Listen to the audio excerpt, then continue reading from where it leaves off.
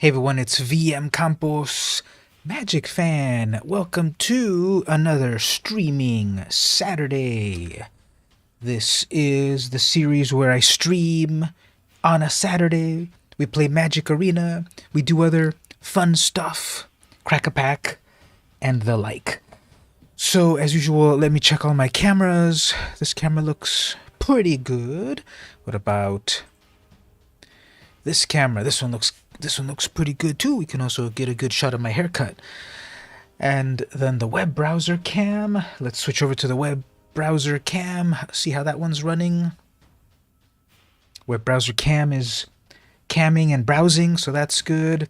And then we've got the card cam over here. Ooh, I definitely need to adjust that one. Getting these weird banding issues that happen somehow when technology doesn't do what you want. But just one moment. Configure video. We'll set our exposure like that. Looks good, I suppose. Focus is gonna do its thing. Something like that. And then white balance. Let's just put that at some place. There, that's fine. Saturation, sharpness, brightness, contrast, etc. All of that looks pretty good. Alright, so we got that card cam. Actually, we can probably put it further over here. Alright, card cam. Microphone levels seem good. Then game cam over here. Okay, so everything looks pretty good at the moment. All the cameras and such. And then one more little test over here. How about one of...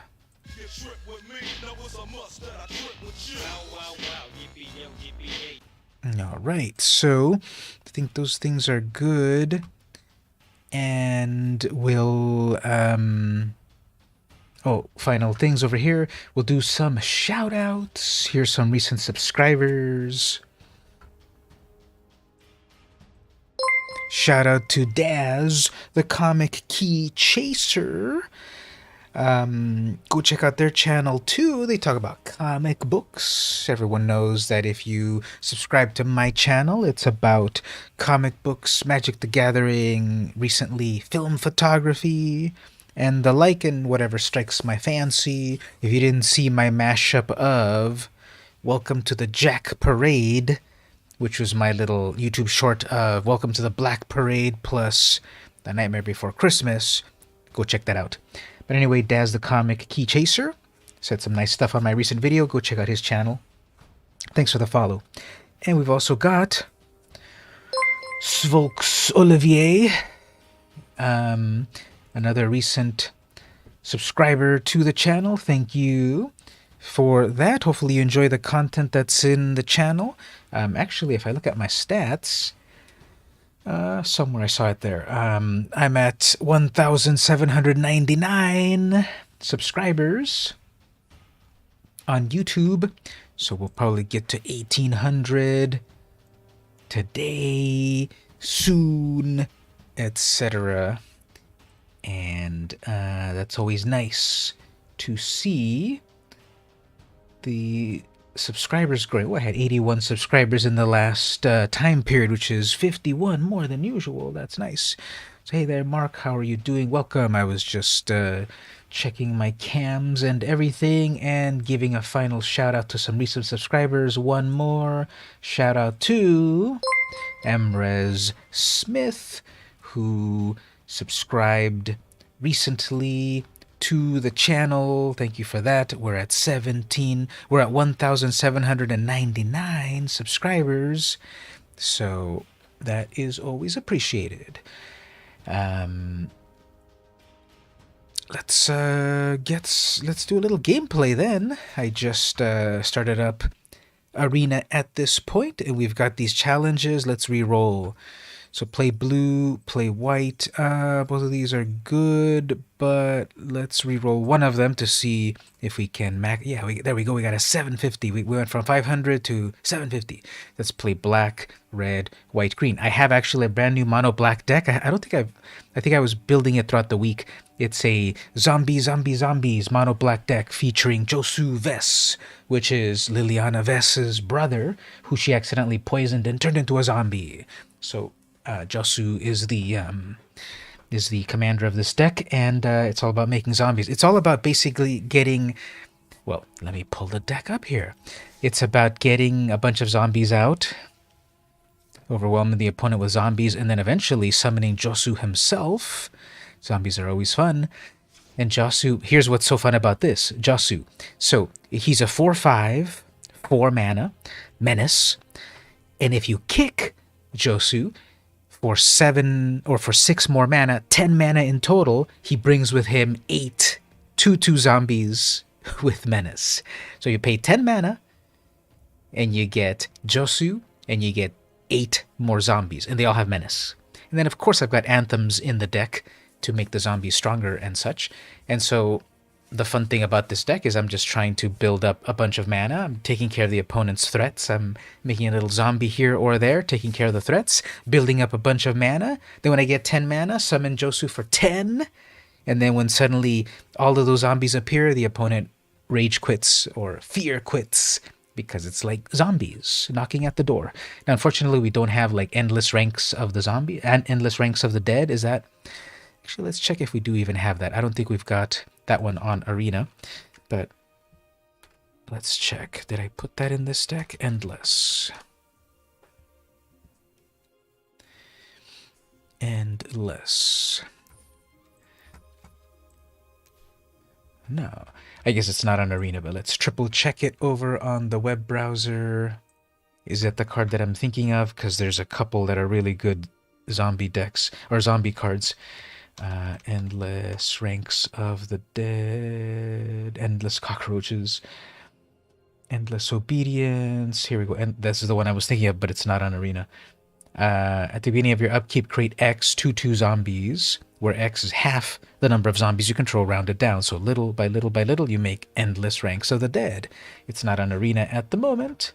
Hopefully they add something like it, or they add that card actually to make this zombie deck even better. I do have some of these other nice zombie cards, however. Actually, that reminds me, do I have... What's his name? Yeah, it's a really good card, isn't it? Just zombies upon zombies upon zombies. But, we got Waste Not, Zombie Infestation... Which is this one guy? There's this one other creature. It's a 2-mana creature that automatically makes you 1 zombie per turn. Obviously, not endless ranks, but I thought I had him in the deck. Let's put him in the deck too. But what's his name again? What's his name again? It's a 2-mana creature. It's a 2-mana creature that... What set was he in? Maybe one of the recent Innistrads. Oh, here we go. Jadar, Ghoul Caller of Nephalia. 2 mana, 1/1 at the beginning of your end step. If you don't control a decayed zombie, create one. So it automatically makes you a zombie every single turn. Yeah, why didn't I put this guy in the deck? Okay, let's put that one in the deck. That means we need to cut one thing.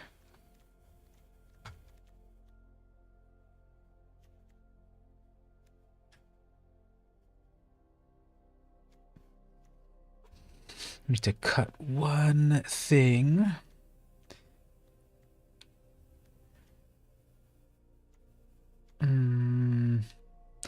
Cut that Firemind's Vessel because it comes in tapped, whereas the Hedron Archive comes in untapped, and then later you can sacrifice it. So let's make that one cut right there.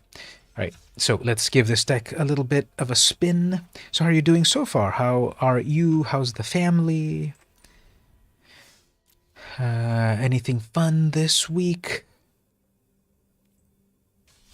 Switching over to Mono Black Zombies with Josu Vess. Let's overwhelm the opponents with a big ol' zombie horde. And just shock and awe them with 10 mana to bring... It should have been an even... See, it triggers me. It's 10 mana for 9 creatures. It should have been exactly 10 mana for 10 creatures. You've been working on that walking stick. Oh, okay, cool. My brother sent the family a group message on WhatsApp about, look at this fun cane we saw at the thrift store. And it had like a dragon holding onto a crystal. So, a lot of fun types of things out there. Okay, so we got Tesa. Basically, when things die, double triggers. They're already roaring forward, so okay. Let's look at what's in their hand. Do stuff there. Ransom isn't really going to do anything, so we'll get rid of that menagerie.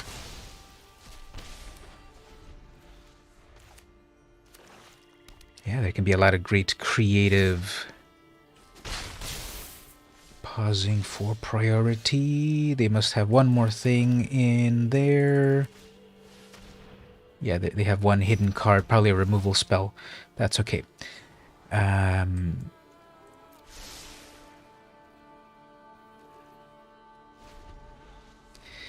The things that I like are... The walking sticks that are cool are, for example, those that you open up and then it's a blade. Alright, so Tesa is cool, but you can summon her again. Now, for this deck, what I also did was I put all the Vecna things into this deck, which I'm not used to playing with them, so I gotta read them and reread them. First of all, there's Hand of Vecna, which is a 3-mana legendary equipment. At the beginning of combat on your turn, equipped creature, or a creature you control named Vecna, gets plus X, where X is the number of cards in your hand. So it's a 2-mana equip, or... It's a 2-mana equip, or a 1-life equip. Instantly, I guess. And then your creature gets stronger as you have cards in hand. But anyway, let's bring out this Lotus. Let's look at their hand. They're going to have at least one removal spell because they've been pausing for priority.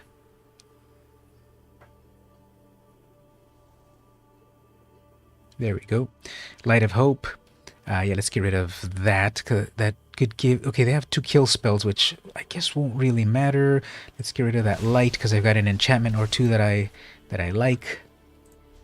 I have 4, 5, 6, 7, 8, 9. I have 9 mana. So 1 more mana, and then I get to do what this deck wants to do. But they have 2 removal spells in hand, at least. Only 2. Okay.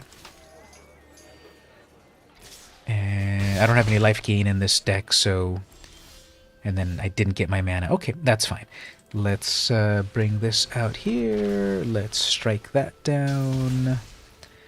Let's draw cards here. I'm cutting it really close. But that's okay. There's a removal there. Let's remove this Chief, which could draw you cards, and we're down to 9 life.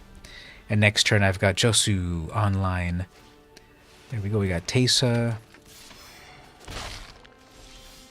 And you got 1,000,000 mana, and here, Living the Dream.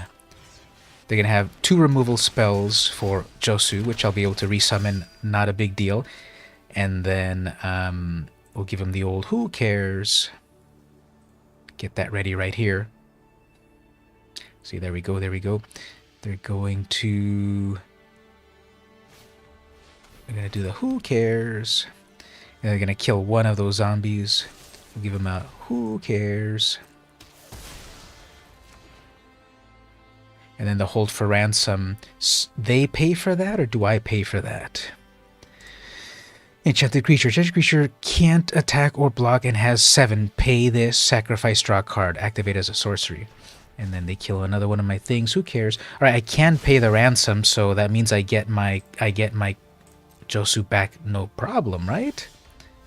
Is that how that works, right?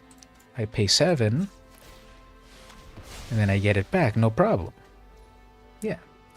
All right. Then let's equip onto that. And then that attacks, not too impressively, but we'll attack there.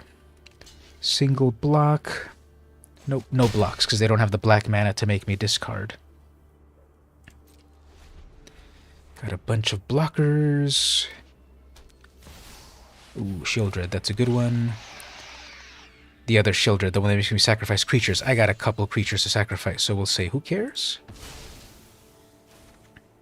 Keep that card in my hand because I'll attack as a 6/7, and then they're out of mana again. Double block. Okay, sure.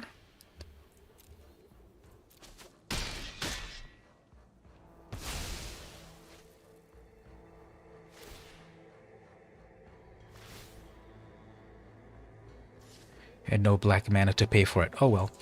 Anyway, let's drop that down there. Draw a card off of that, hopefully. Okay. Got a Vile Book of Darkness right here, which also makes me zombies, I believe. At the beginning of your end step, if you lost life, which I did, create zombies. And then later exile this to bring a big old scary zombie. But not yet. So, we got 2 out of the 3 Vecna pieces. Uh-oh. So they bring something back directly to the graveyard. Oh, okay, I forgot about that. Oh, well. So they brought their 1/1 Drain Pipe Critter. Okay. That's attacking with a 6/6. Are you sure about that? Oh, that's unblockable. Oh, okay. How did that become unblockable? Swamp. Oh, it's because they got Swamp Walk. Ugh. Okay, fine. Dumb. If they didn't have that Swamp Walk, we'd be okay. I should have noticed that. If I had noticed that right away, I'd have just conceded and instead of wasting time, because the there was no way to go through that.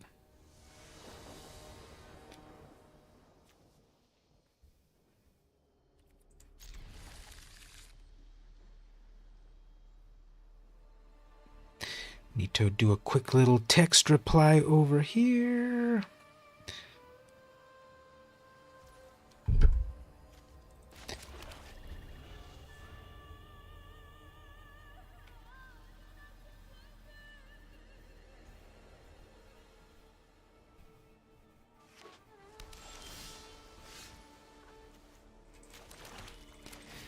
So we're playing versus Tiamat. That is all of the dragons. Do you have a turn 2 dragon, Dragon Whelp? That's an alchemy card.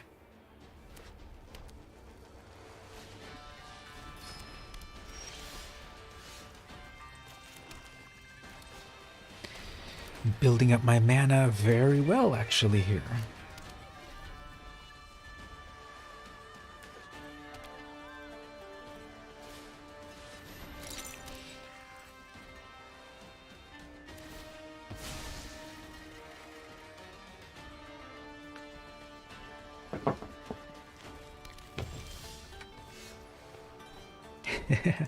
Building up a lot of mana.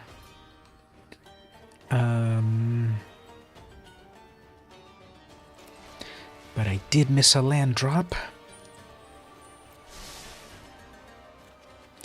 There it is.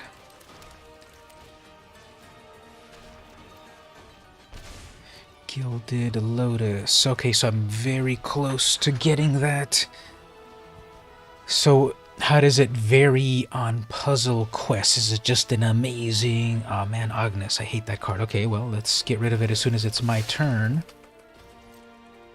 Well, actually, I can get rid of it now. Whoops, and that was a mistake. I should have killed it as soon as it hit, but I thought I didn't have enough mana, and then they get a free treasure, so that was a mistake.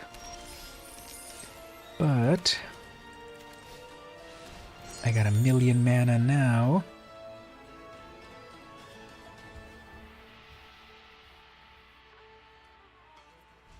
Eldritch Pact. 7 mana. Target player draws X cards and loses X life, where X is the number of cards in their graveyard. Oops, we got another freaking hasty dragon. Okay, fine. I'll get you, my little one, next turn.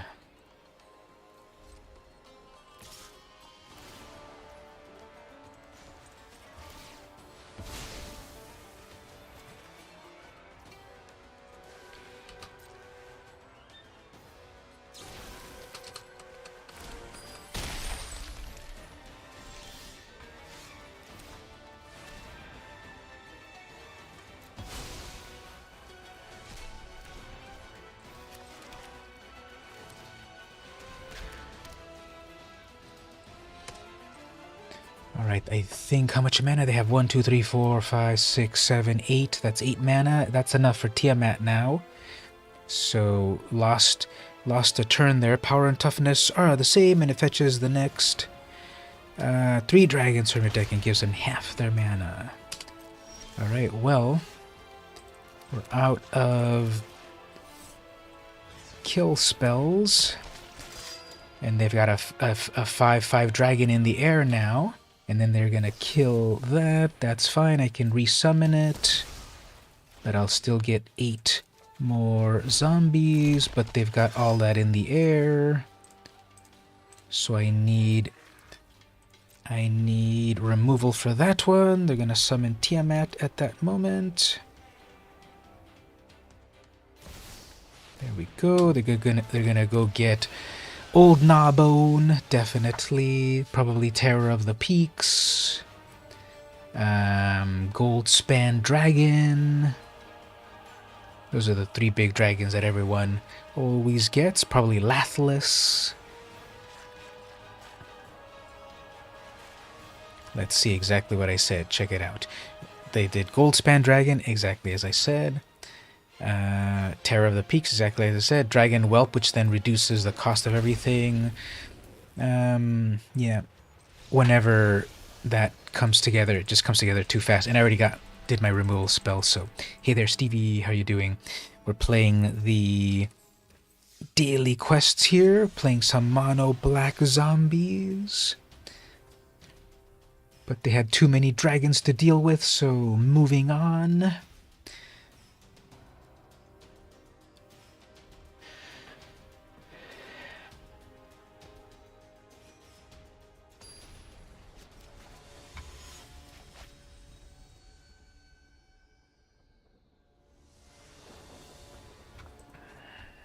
Ooh, you hardly see this commander much anymore. Tazri, Beacon of Unity. So this is basically all the colors.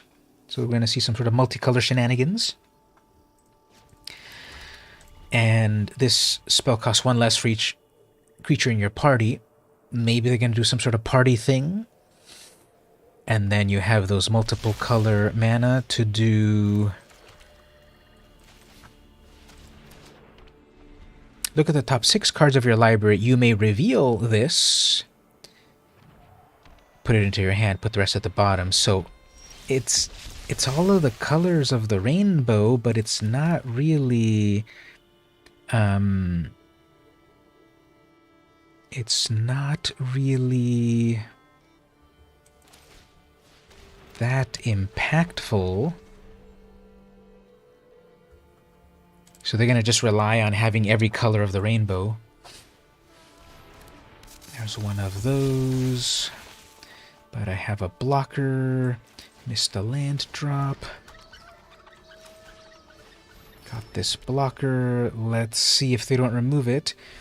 So I guess they have a little bit of adventure, and so they have a little bit of dungeons and a little bit of party. That might be what their deck is.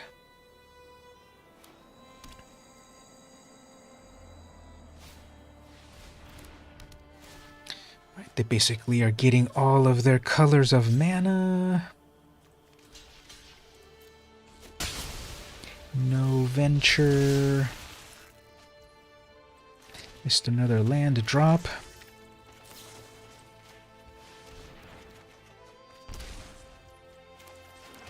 Keep that removal spell. Oh yeah, you sent me the picture over here. Pictures. I'll put that on stream in a moment. Cool detailed flowers. We'll look at that in a moment.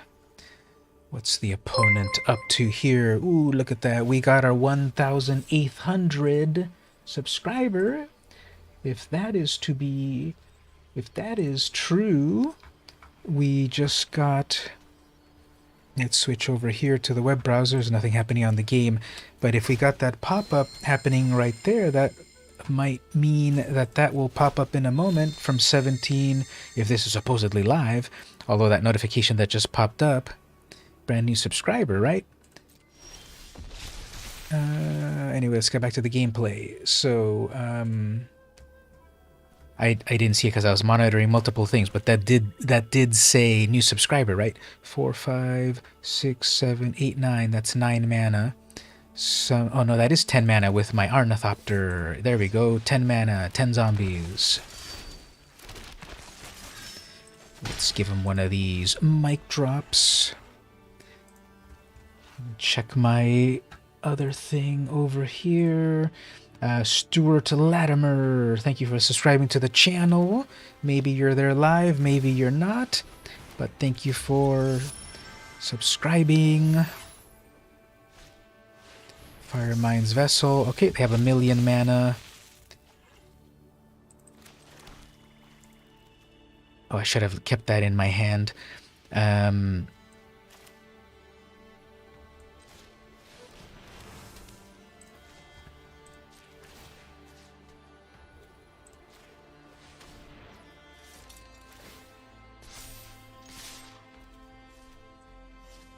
And we'll go with a big zombie strike right here. So, no blocks. Okay. One... I should have... okay. I guess they lost their will to live. Anyway. So... that's it, opponent. Maybe a big old board wipe. I have enough mana to bring things back, I guess. Snap pole. Well, I was going to say snap pole. The opponent still has a chance of winning. I guess not. So yeah, I don't know. I didn't really see the opponent doing anything except building mana. Hey there, Gabe. How's it going? I just defeated my opponent with 10 zombies. But I didn't see the opponent doing anything except building their mana base. And I just kind of aggroed them. They had a lot of mana. They had 1, 2, 3... 4, 5, 6, 7, 8, 9, 10, 11, 12, 13. They had 13 mana. I guess they might have been beating me on mana. But then,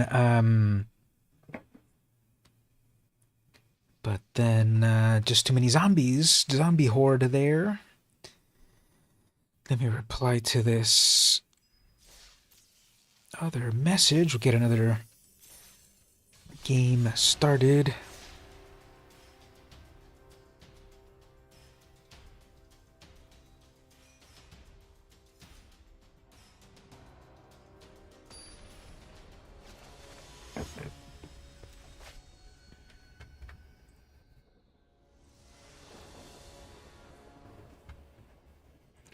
Old Rutstein, Graveyard Shenanigans, Golgari Colors, also known as Witherbloom, get to go first. I'm not packing my Tormod's Crypt in this deck, so that's what I need. So here's what you need. With a graveyard-focused deck, you need to play a turn 1 Tormod's Crypt, and then they will rage quit because it's you have the secret tech versus their graveyard.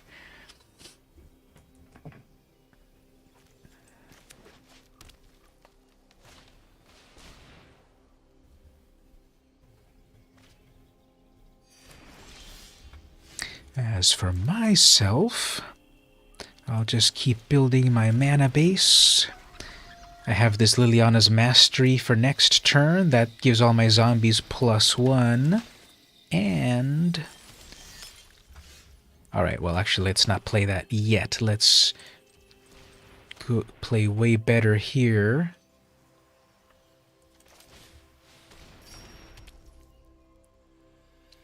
This'll devastate them. Okay. First of all, let's look at your hand. Nothing that really scares me here except that command, I guess. Yeah, let's get rid of that command. And then, secondly, let's get rid of their commander. Such efficient mana. I know what they're going to do. They're going to leave their commander in the graveyard. Oh, no, they're not. Because Gaia's whatever doesn't actually put it back in your hand. Gaia's Blessing. Shuffle their library, draw a card, and then whatever. Undead Butler. Mill. Plus a Gaia or your blood. You can get rid of your blood if you want. Let me remind you, you've got blood. Nope, you'll do that instead. Sure. As for myself, let's bring out this enchantment, which makes me 2 zombies, which are actually 3 threes. So that's my anthem for zombies. 4, 5, 6, 7, 8. I've only got 8 mana. So don't have enough to summon Josu with all of his power.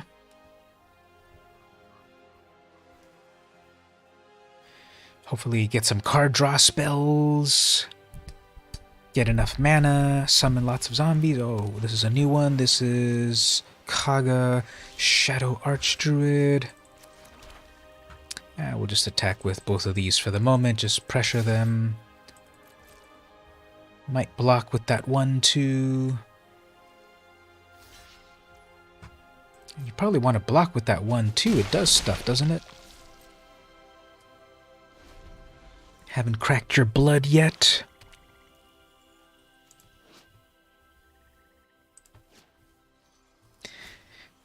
Relentless Pursuit. Yeah, definitely a graveyard deck. Oh, there's that Pollen card. Fog. A modern fog.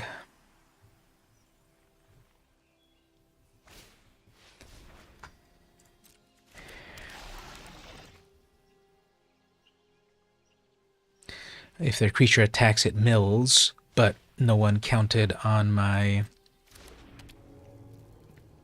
No one counted on my spinning wheel. Yeah, so they're definitely setting themselves up to put lots of amazing stuff in the graveyard. Oh, I got an Immortal Sun. I'll take that. So now these are 4 4s. 8 damage. You might want to block that, maybe? You were getting some chicken nuggets. It's all good. Are they also atomic flavored?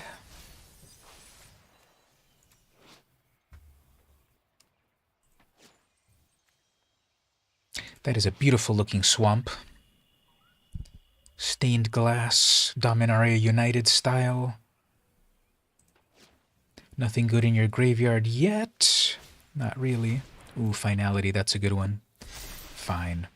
All of this stuff dies.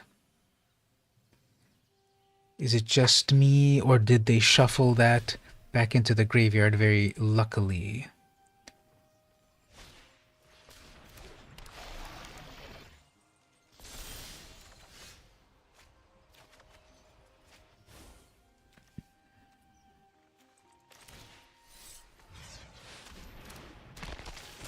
Alright, there we go.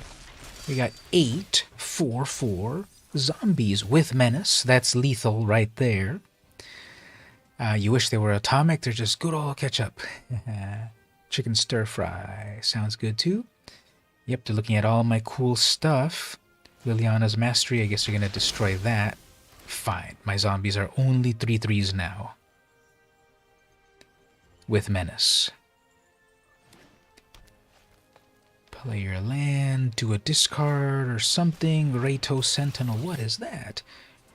Mill yourself with more, I guess. 2 mana left. Weather the Storm, gain some life. Plus Storm, fine. Alright, Storm is a totally fair mechanic. Anyway, and now they're done. Okay.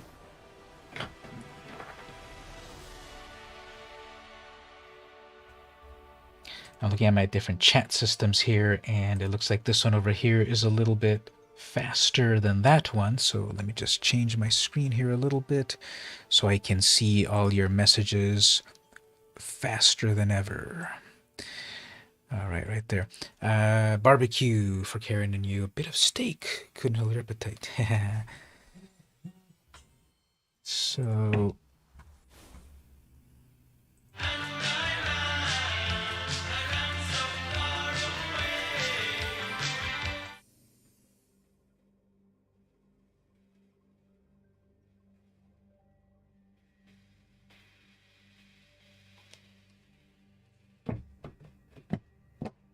So I had something fun recently. Thank you. I had some ramen. I haven't had ramen in a little while.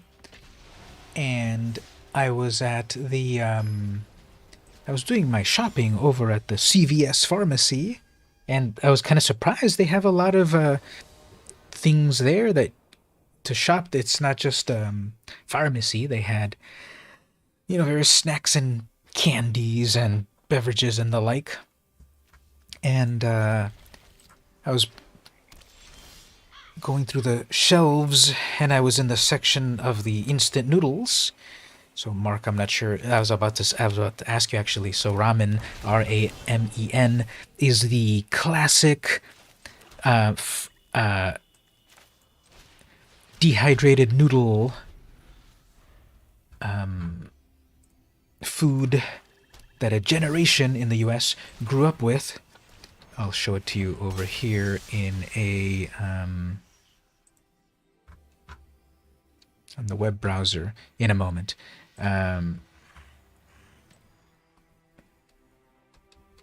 Show that in a moment. But basically, this is a these little packets of dried noodle,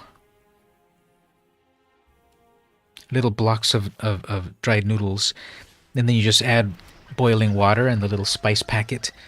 So here we go. While the opponent thinks, it's right here. So Cuppo noodles, top ramen.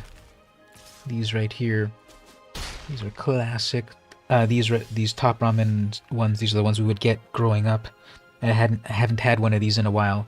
Now, obviously, nowadays this compared to what we have nowadays, this is like bottom of the barrel, just quick food, college student level food. And us grown-ups now, we're more mature to have like real noodles with real flavors and such. But back in the day, those fueled my family.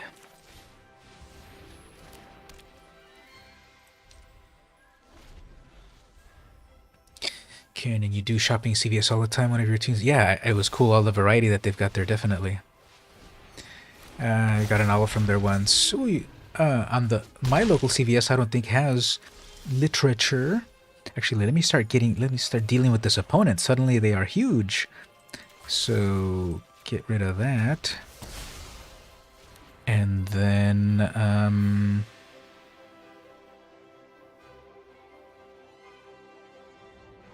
we have to play a little judiciously here. They have enough mana for their Tiamat, right? 1, 2, 3, 4, 5, 6. They need 7 mana. They have 3, 4, 5, 6, 7. Yeah, they're going to play their 7th mana next turn. So here comes a Tiamat. Ramen started in Japan, you believe? Yes, classic ramen definitely started in Japan. But this freeze-dried one, I think it was invented in the US. Maybe, maybe not. But it's sort of like that quick, low-cost, carb-rich. You have Indomie. Okay, so hold on here. Hold on. I got to deal with this. This is a lot of bad stuff to deal with. Yeah, I needed a removal spell here. So once again, like I really feel more and more with that Tiamat deck, depending on the opponent, depending on the deck that I'm playing, the Tiamat deck is unstoppable unless you really... hey there, Sean. Welcome back. So that Tiamat deck can be really over the top if you don't have the pieces to remove it right away. And I wasn't quite pulling what I needed, so moving on. Oh, this is that. This is a very interesting deck because it copies. It's a very low cost commander, but the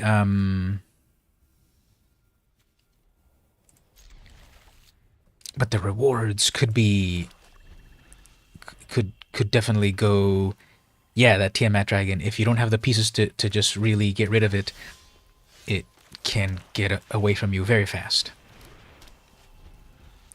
Anyway, what else were we saying here? Distracted by the noodles. You like ramen, but also udon and buckwheat noodles. Find them in the on the fridge.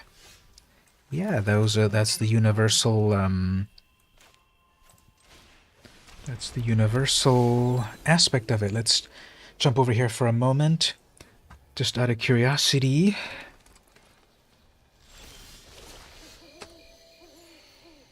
Oh, okay, yeah.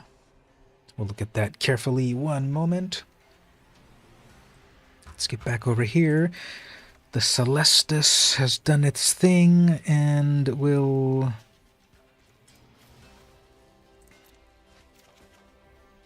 We have the power of day and night.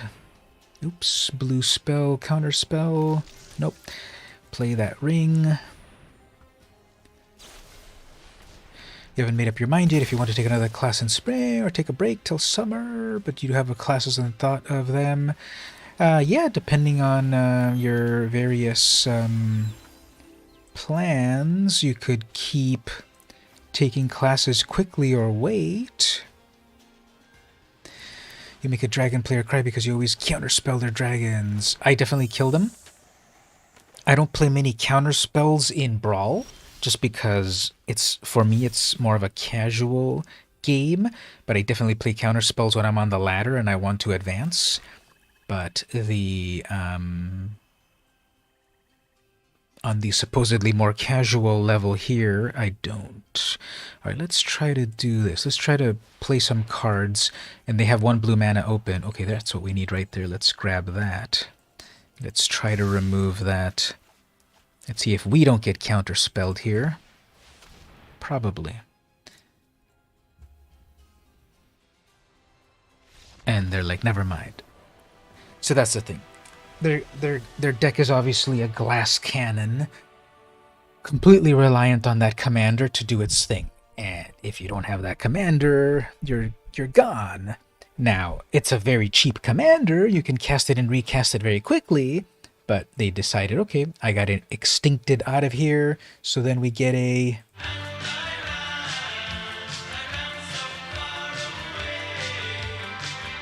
Someone had a dragon deck, but it would make lots of tokens. You casually cast a Rakdos Charm. I forget what that Rakdos Charm does, but it made them cry. Karen got the Sanrio brand noodles. Got the Hello Kitty and her friends in the package. Yeah, Hello Kitty is everywhere. I saw some Hello Kitty soy sauce or something at the store. So the type to open 3 to 4 packets of dried ramen, boil, stir them all at the same time. 4 whole packets. That's you're definitely getting your grub on with that. So we were just over here out of curiosity. So Mark, in your neck of the woods, we have Indomie. Instant noodles, eh? So is this it right here? Mr. Goreng fried noodles, stir fry noodles. Now, obviously the packages, this is universal. The package makes it look better than what's on the actual box, right? Because it doesn't come with an egg, and it doesn't come with the shrimp, right? It's the noodles. Oh, it's not. I read Mr. Goreng, but it's me Goreng. Where did Mr. come from in my mind? And a bunch of different flavors. Yep, these universal fried noodle sort of things.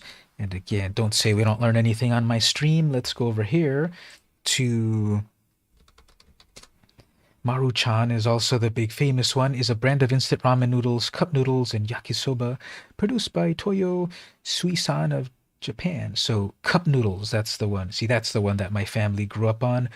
is a registered trademark of Nissin Foods, is known for pre-cooked instant noodles with flavoring powder in a paper cup, flavoring, etc. History. In 1971, Japanese food company Nissin introduced Nissin Cup of Noodles, a cup noodle to add boiling water and such. So, happy birthday, Nissin. Happy birthday, Cup of Noodles. But this is the one that we would get. I remember that cup, just add the water, you cover it up, minutes later, you got noodles. So I got a little nostalgic, and a few days ago at the CVS, I bought, not this one, they didn't have the classic cup, but they had like the modern one, which was more of a little tray. And then I got a beef flavor and a chicken flavor. And so I love adding lemon to these. I really like adding lemon to a lot of my foods, or lime. And so I did it like the old days. I made one of these, and then I had that just yesterday, and it was like old times. Have any of you had any recent sort of nostalgia food? Have any of you gotten tried out anything that you haven't had in a little while? At that CVS, I also got a whatchamacallit. I think I've opened a whatchamacallit on the stream before, haven't I? Anyone remember if I ever opened a whatchamacallit on the stream? Anyone know what a whatchamacallit is? It deals damage equal to the number of creatures they own. Oh, okay, yeah, that's definitely going to level the playing field. We haven't done a snack chat in a little while. Maybe we'll do that. So I got to do my drink in a moment. We have a crack-a-pack to do. Maybe we'll do that snack chat with that whatchamacallit. Now, is this the same opponent from a moment ago? Because I was saying that hardly anyone plays Tazri anymore, and now we got 2 Tazri players in half an hour. And I hardly remember my opponent's names. But was this the same Tazri player from a moment ago?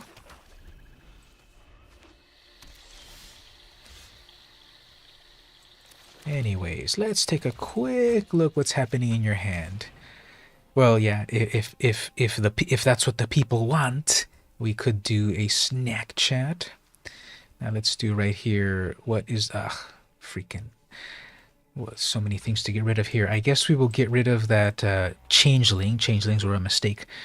Nimble, whatever, cannot be blocked if whatever happens at the beginning of combat on your turn. If you have a full party, do whatever. Yeah, that's another dumb one. When this does a thing, create wizards. These are all problematic to various degrees. These are all very good, actually. So what do we want to get rid of? We know they're going to play black or red, and they already have blue, so they could play that, although that's not that amazing. That's going to be annoying. That's going to ramp them. That is just going to be a 2-2, I guess. And that's a 1-2, sacrifice a land, go get a land. That's pretty good. Yeah, all of these are good, but I guess that reclaimer, because then that lets the mana fix and such. Hold on here. Draw some cards. I should probably put that poison cup away, however, but yeah, you had a Yowie the other day. It's like a Kinder Surprise with better toys.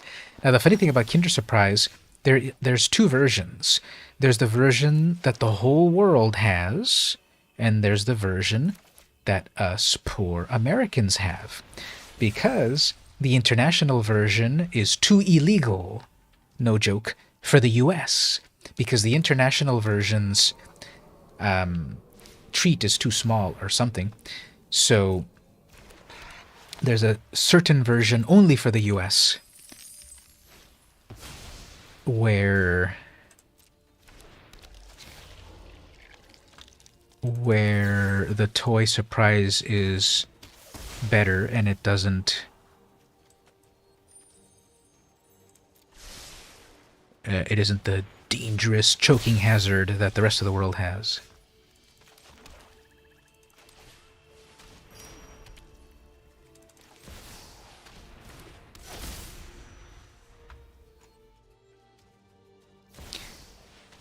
You guess chocolates have been your go-to nostalgia snack, like M&M's and Snickers and Twix. Ooh, they have the full party now. Okay, well, of course they have the full party with because of that stupid. Look at that. They've like I keep saying it over and over. Changeling was a mistake. Look at how they have a full party because of Changeling. That's the one I should have removed when I had the chance. So anyway, they have a full party. So of course with a Changeling, and then they draw 10 cards per turn. What do I say? Slivers were a mistake. Changeling was a mistake. Alchemy was a mistake. So yet again we see the truth of that. Karen always had the cup of noodles, and you drink the rest of her broth. Ah, that's sweet. But the broth is one of my favorite parts because after you put all the flavors and such, and then with a little bit of lime, then you've got that bit of extra at the end. The day you messaged on Discord about your old decks, you deconstructed, finally added a few more lands. In your current deck. In your current deck. Oh, yeah, in your current deck. Well, won't Americans choke easily? Yeah, but not during World War II. Oh, take that. But, this is a little jingoistic fun there for you. But your deck is... Wouldn't it be better if you had a couple different decks in, so that when we play, you can switch between the decks? If you have all of those, if you had those other,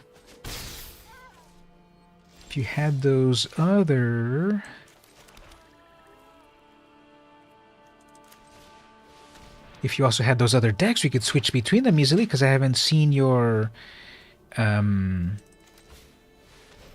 that dinosaur deck in a while. Haha, we got an unsummon going on. You have an idea what to build for a commander deck with your Zendikar Rise. You're gonna slowly building it. Sounds good. Do you have another bounce spell opponent? Actually, I should bounce their hideaway.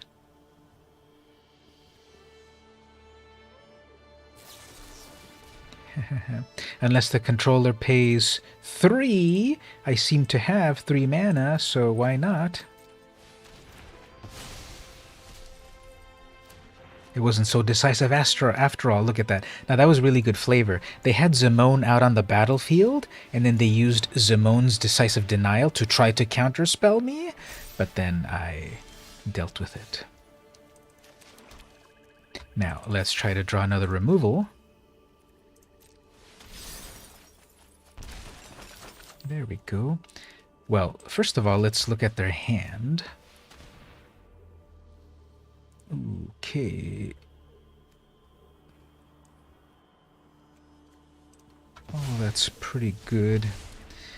And then we'll get rid of Zimone again.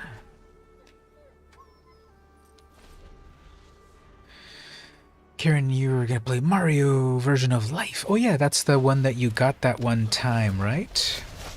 Oh, everything got returned. Okay, sure. So there's a big old scary 7/7. Let's try to draw...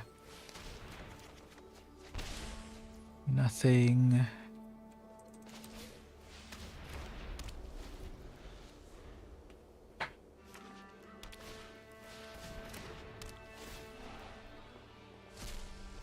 You got a Pirates of the Caribbean DVD board game from the thrift store.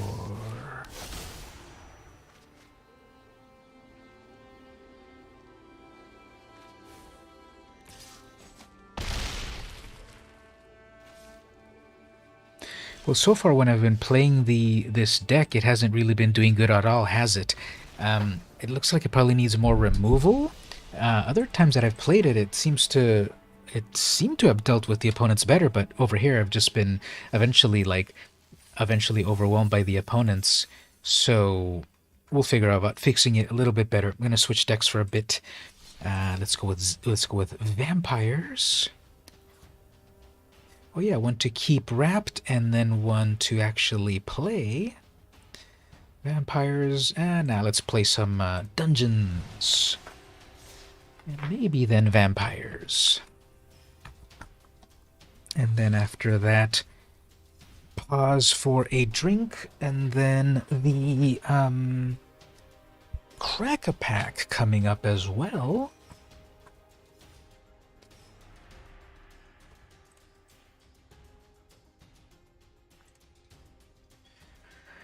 So we'll switch decks over here to Mono White Adventures.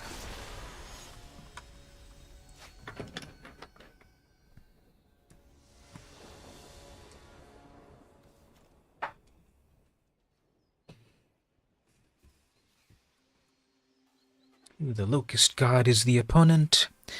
Got some interesting things going on here. Cloud Shift, Field of Ruin, Delver's Torch, so I got that great equipment there. Have you gotten any new Godzilla MTG cards yet? I think he said that he got an Ikoria box. Did you finish opening the whole Ikoria box, Steven? Or did you, you got a box when they were on sale, but keep it 0. Well, specifically 0 Godzilla, but did you get any of the other in the Godzilla world? Any of the other kaiju? Because obviously Godzilla is the one everyone wants, but did you get any of the other ones? That reminds me, I was saying this before, that when I got Ikoria, here's my Ikoria notebook, I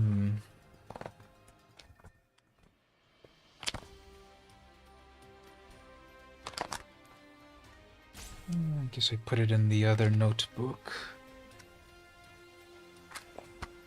Oh no, I got it right here. Oh, I totally forgot about what I even had on Ikoria. Let's look at this. There's a couple of things from Ikoria that are kind of cool, as the opponent thinks. Here's what I got on Ikoria that might pop up. So I got the full art Luca, the new Planeswalker of the set, with his little tiger buddy, and I got the Space Godzilla Death Corona, and why isn't this ever gonna focus? I guess I have the focus locked, sorry. That I got the Space Godzilla Space Corona Death with the foil. And apparently I did, somehow, I did get a Godzilla. This one is Godzilla Primeval Champion. It's the mono green 11/11. So I apparently did get it at some point, plus foil. So those are the only ones, as I looked right here, that were there. But yeah, my luck of the draw on that. Didn't even remember when I got those. But that was way back in 2020. Yeah, copyright 2020, when the pandemic had just started. I believe when the lockdowns just started, because we went to the sneak peek in January 2020, and that was Theros Beyond Death. Remember, we played there. And then the next set that came out was Ikoria in April. And by April, well, the lockdowns were in effect. They started here in March. So no one went to that lockdown. I mean, to that pre-release.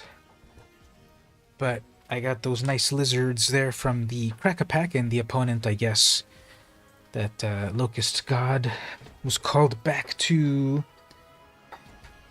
What do they call it? So on Amonkhet, the other world, or whatever it was called.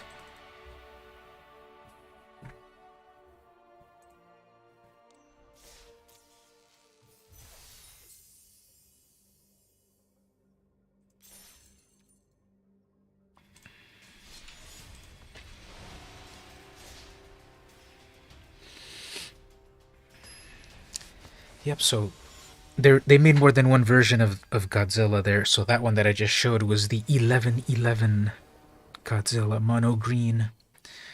All right, here we go. So how about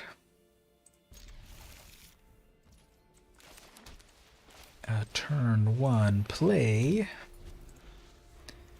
then a Field of Ruin next turn, Guardian Idol. Actually, let's hide our utility lands for no reason. And then we'll bring out that Idol, then the Field, then we've got enough for Nadar. Start to adventure. Oops, we got a Paladin. Well, that's fine, because that one won't count on this. Get to adventure. I'm going to take the long route. Equip that. Won't play that because I don't want to give you card draw. Next turn, play that mace. Giant, that's a good one. Hexproof, nice. We can double block that. And let's bring out one of these, let's bring out one of these, and then do a... who cares? I can pay for that. Actually, I can cast my second thing and not have to pay for it, I believe. Let me read that again. Yeah, we'll get that Relic Axe. Whenever an opponent casts their first non-creature spell each turn. Okay, so I'm safe. I can cast this other one without having to worry. There we go. Auto-equip, got a 3/4 flyer. Next turn, cast that axe, pay for it.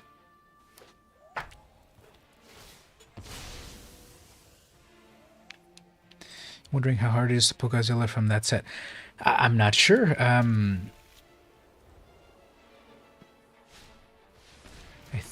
don't know. I was big. There's like 3 or 4 different versions of it, so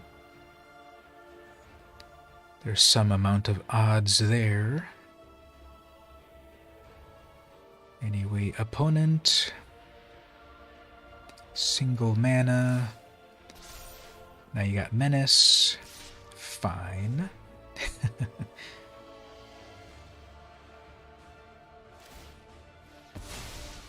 Alright, fine. No longer flying. Do not care. Let's toss this out. Pay for it. Auto-equip. Play that for free. Attack as a 4/5. We can't target, they're untargetable, so let's just make a token. Attacking as a 4/5. No blocks. I'm sure they're going to start to make a bunch of tokens soon, and then we're in trouble. You opened 2 packs before you Godzilla. Don't we're supposed to be not rubbing it in that we all are in the Godzilla squad. This one, yeah. So anyway, we got a 3/3 trample. Sure. Can't destroy that. Untargetable.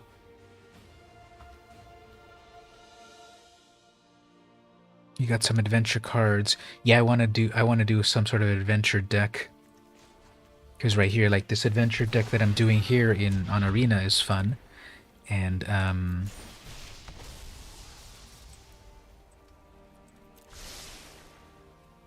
I want to put it together in real life.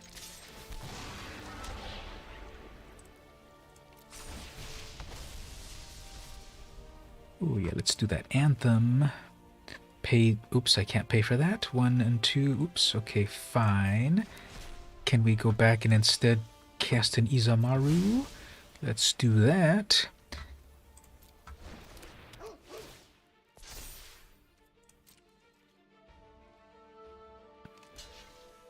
Double block, triple block, fine. Quadruple block, okay, fine. Let's get that giant, let's get that sentinel, and the rest. Unless they have a combat trick. No combat tricks. That's a fair trade. I can recast my commander not too difficultly. Let's equip this little doggy with that, and with that.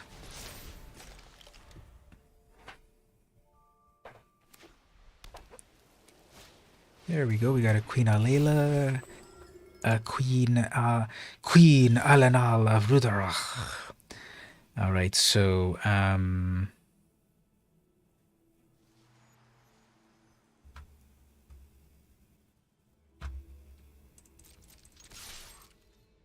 sorry, Izamaru, you're going to... You served well.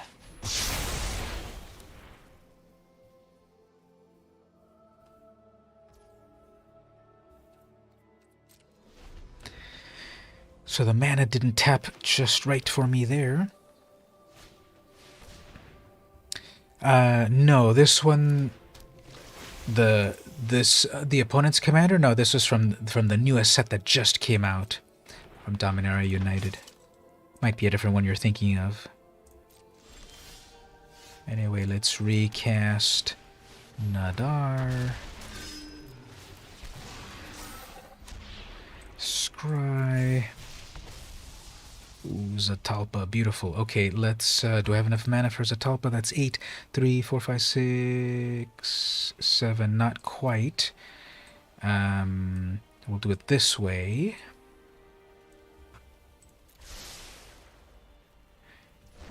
Then we'll equip this, and equip this, and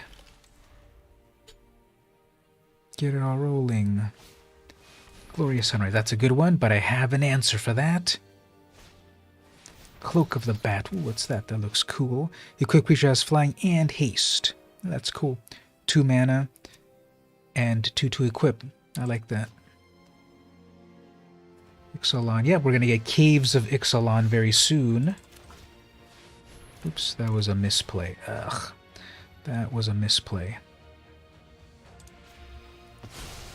I needed to save that.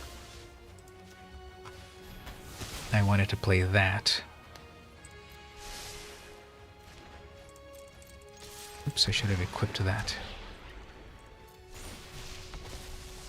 What is this? I get to play Zatalpa for absolutely free? How is that even possible?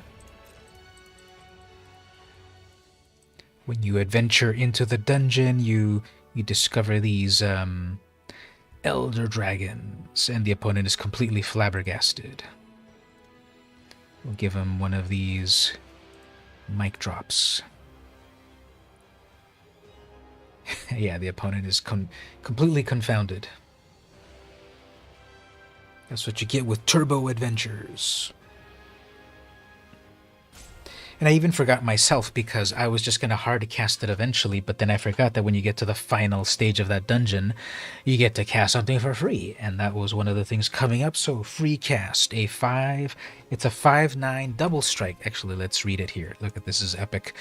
Flying, double strike, vigilance, trample, indestructible. You do need 8 mana to cast it, but free casting is good enough. And now, yeah, the opponent is completely triggered, and they're like, how am I even going to handle that? You're not, opponent. You're not going to be able to handle that. But then they're going to deal with it by running out the clock. That was a free... Exactly. Let's look at that again. When you go to the dungeon I was going through was this one right here. Dungeon of the Mad Mage. You have to go through all of those rooms, and then when you get to the final room, draw 3 cards and reveal them. You may cast one of them without paying its mana cost.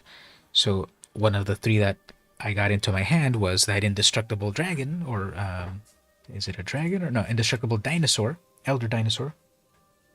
And it lets you cast it, although you have to go through a lot of rooms, but this deck is designed to go through the dungeons quickly. Nadar, every time you summon it or attacks, goes through the dungeon. I got the dungeon map, which I think you've got in your deck too.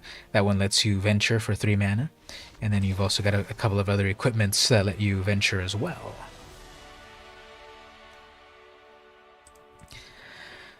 Yeah, if you've got a couple of those adventure cards, see how they work here. This is one of the decks I want to build in real life. An adventure deck. Probably not mono white. I would probably build it with 2 colors. I have to check what are the adventure colors. But I want Nadar as the main adventurer, and then some other adventure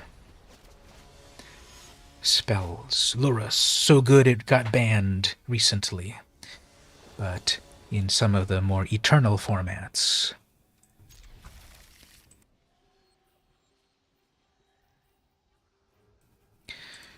Alright, as for myself, you'd love to build adventures deck when you pull more of them.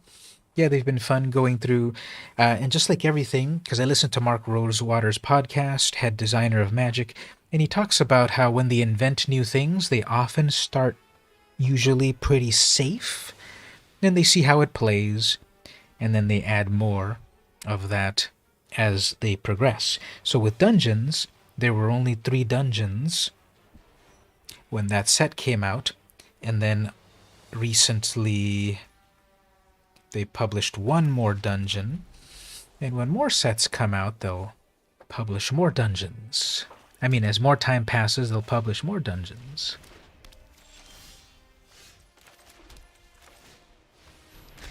Alright, I got 4 mana. I got 3 mana for Nadar. I got 2 removal spell, or 3 removal spells. Let's get rid of that right away, actually. That one is very good. Although it's best to have it as a turn 1. And I love... That's a very strong card, so I love to taunt people about it. Rat Colony. That'll be interesting then. You got a Rat Colony. This is just a mishmash of things. But anyway, I guess we'll start to set up our...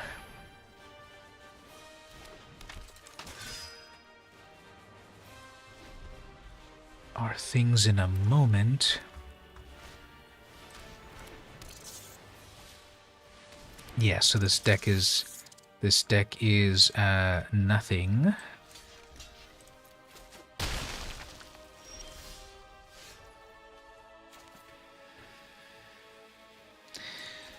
Ghost Quarter versus Field of Ruin.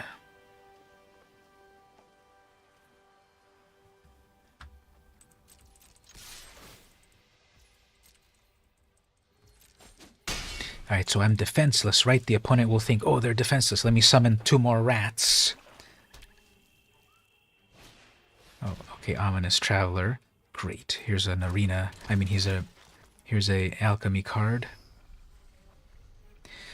Let's try to read this. When this enters the battlefield, draft a card from the spell book. That card perpetually gains. You may spend mana as over mana of any color. When you cast the spell, return this. Oh, yeah. So that's the thing that just it's gonna bounce back over and over and over. Freaking alchemy cards. So now you got zombies going on here. Okay.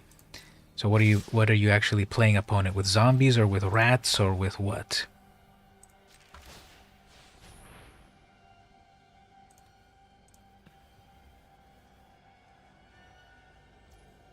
I guess the answer is everything.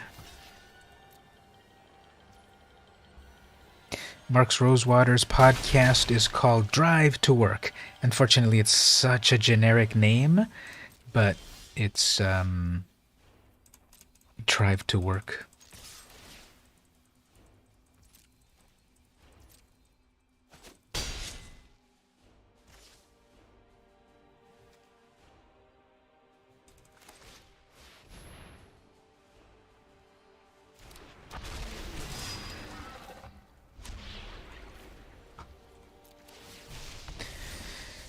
He's about to get to 1,000 episodes. He does 2 episodes per week and hasn't really missed any episodes. So, he's getting to be like 1,000 very soon.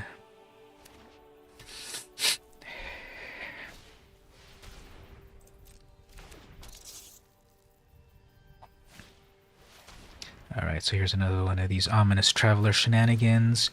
See, this is a mistake because they're going to go get a 2-mana card, cast the card, bounce that back to the hand, and do it again. See, look at that. What am I telling you? So they basically have this infinite combo here. Wow. So annoying. Alright, let's do it this way. Let's block here, but then let's blink it back and just adventure some more.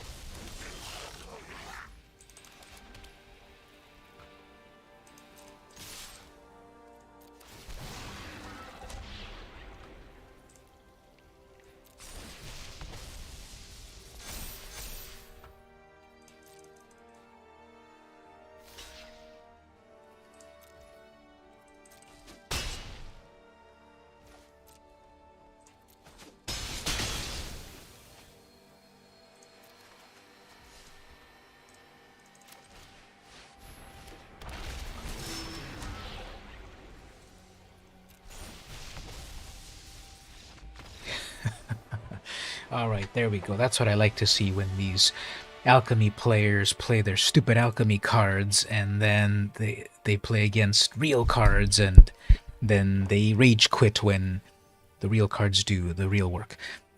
Cool combo the opponent is easy but slow and boring. And it's also annoying to me because... And anyway, this is one of these digital cards that only exists on Arena. But out of these 15 cards... So here's the thing about this alchemy only mechanic spellbook. Some of these cards have attached to them 15 cards in a little spellbook. And then you get to draft, you get to grab one of them from the from that spellbook, which isn't even in your hand. It's just out there, and then you put it into your...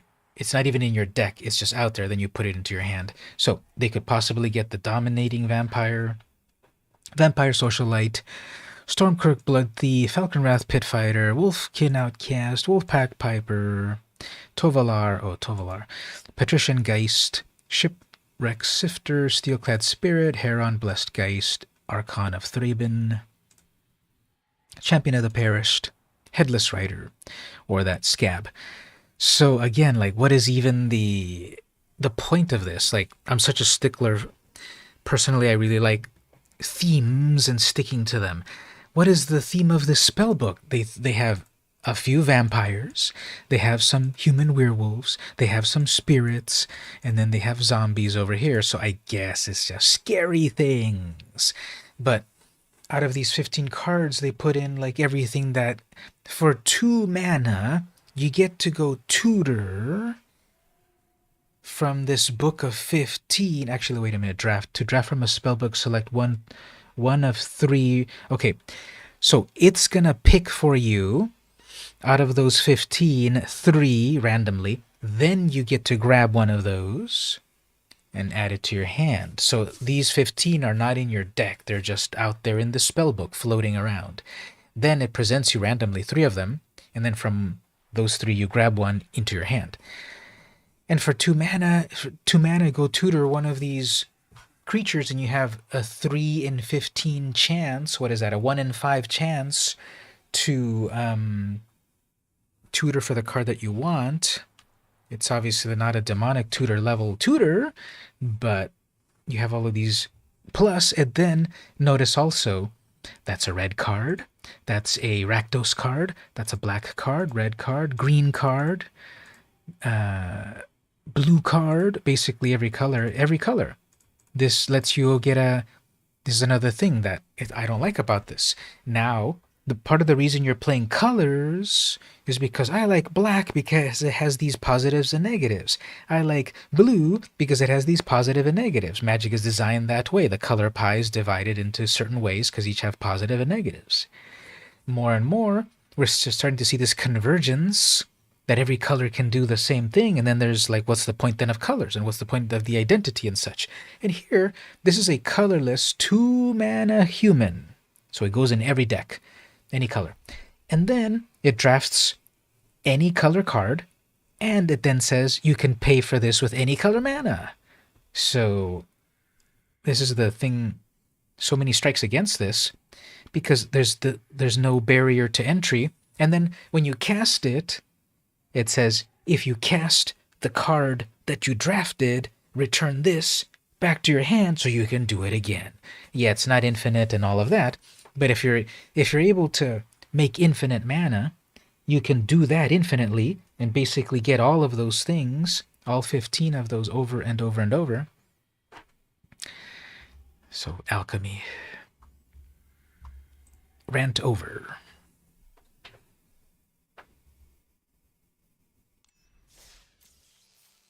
Oh, sorry, I missed over here. You've been making progress on your first game. It's a shooter. Yeah, that's often a great way to learn programming. Make a game, and the shooter is often a cool way to learn that.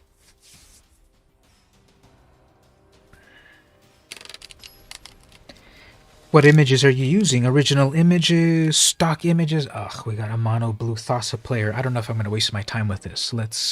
I go first, but probably is going to be a waste of time. If I see that they're playing value creatures right away, I'm not going to waste my time, because if they built their deck right, they're going to get so much value out of like a 1-mana creature, so many cards and value, so we'll see. Most likely that's what's going to happen. If they built their deck properly, they're going to overwhelm with value so quickly. And if I don't have a removal spell by turn 4, there's no point in playing them, but we'll see. Trying to be positive, but I've played enough to know when it is a waste of time.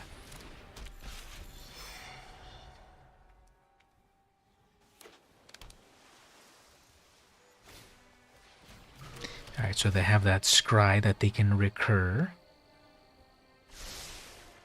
Bottom them both, single blue, passing.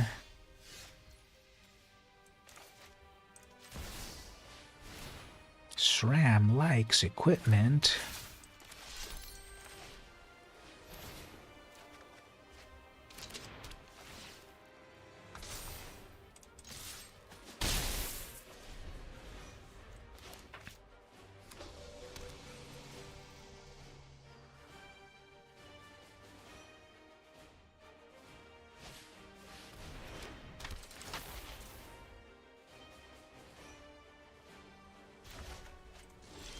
Yeah, that's gonna recur annoyingly.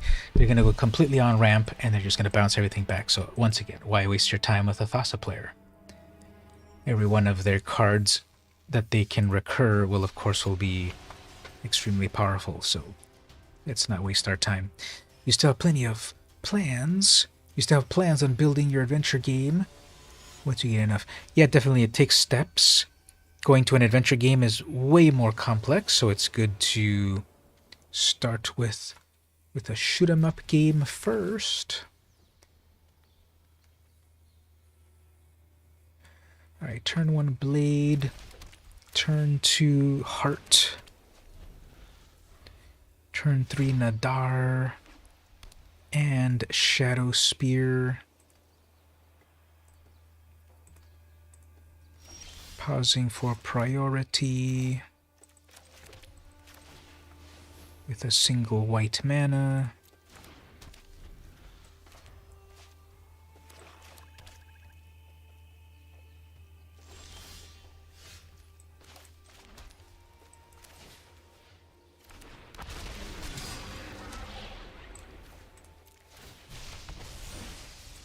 We'll take the long road.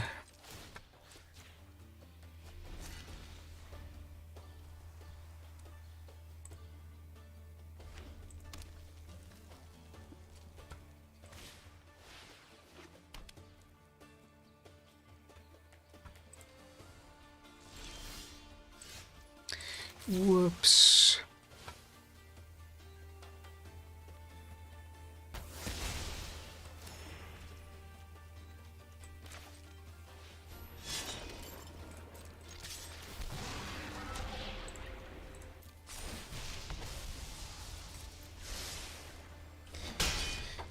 Alright, they have their 4th mana for their Goshen Tai of Life's Origin. Back in a second. Oops, that's a good one actually. I should have kept my removal for that.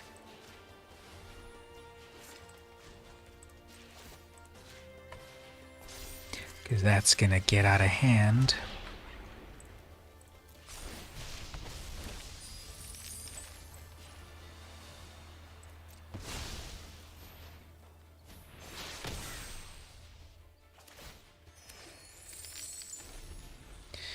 Alright, so they'll cast their shrine. It'll make 2 mini shrines.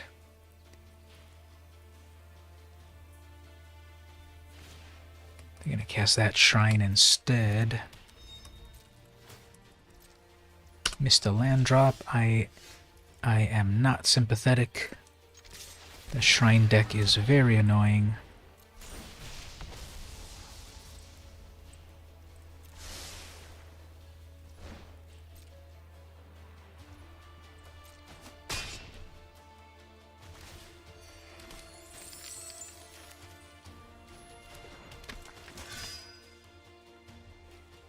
Alright, do they get their 4th mana?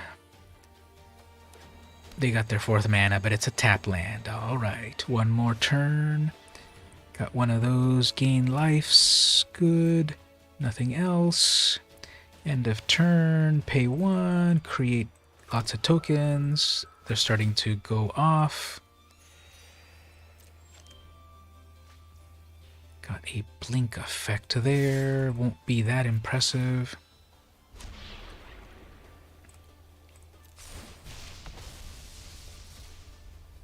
There we go. Let's go tutor for a removal spell.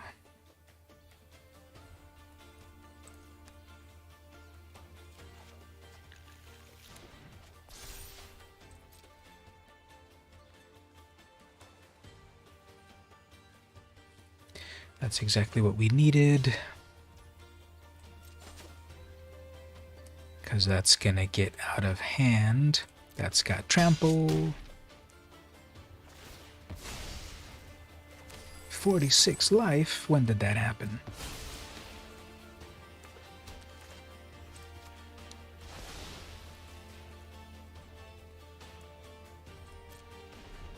Welcome back. You didn't miss too much. I was just... I'm at 46 life. And then I removed their procession, which was giving them double tokens.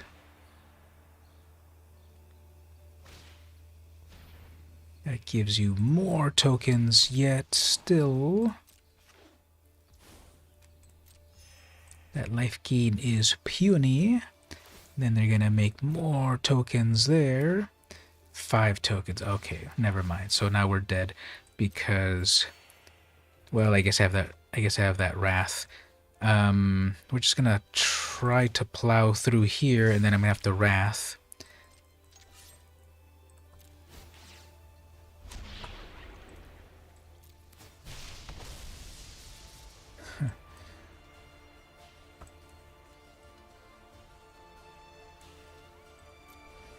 Get another wrath on the board just in case. That's a 7/7 life gain trample. Let's see if they don't read it. Oh yeah, they are going to read it. Okay, fine. So you're going to throw all your shrines into it. Fine. Yeah, might as well throw the rest at it. 1, 2, 3, 4, 5, 6, 7.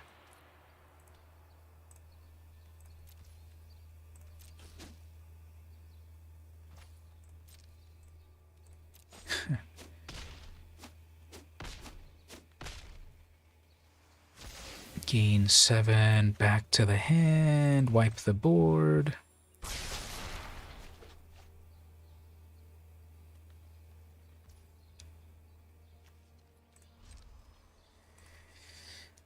They have enough to resummon it.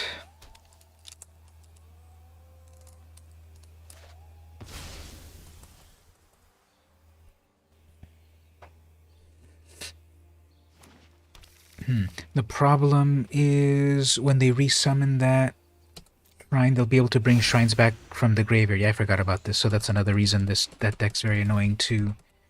Yeah, I don't know actually. Oh yeah, and then I was gonna do that. So yeah, let's just wipe that again, just to keep making it expensive for them to keep bringing it back. Because once that shrine is back, 1, 2, 3, 4, 5, 6, 7. They need one more mana. Did they get their 7th? Did they get their 8th mana? No. They would have played it. Okay, that buys me a turn. Oops, they're going to do a runaway growth. Oh, and of course it's an alchemy card.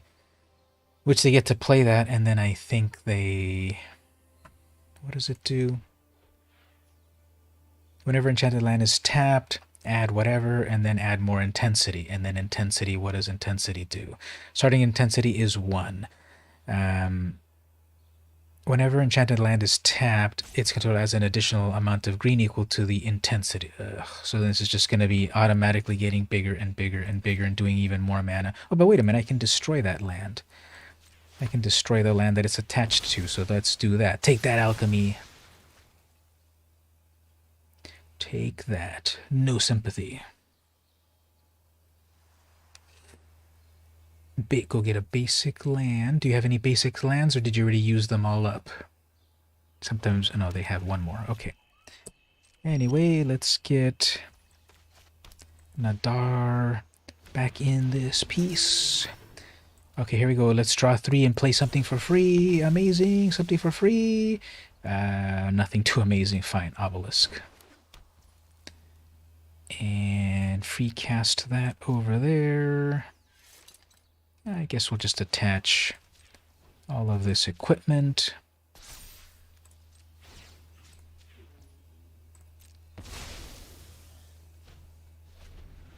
That's a 6/6. Trample, etc. Did they get their final land? Nope. And they got a Liliana. Ugh, fine. So that's gonna destroy. I should have kept my. I should have kept my I should have kept my long road home open.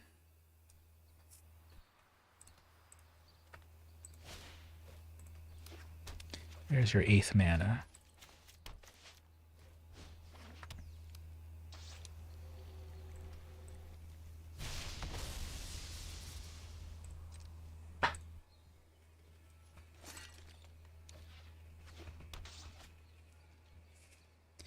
All right, here we go. 2 creatures. Fine.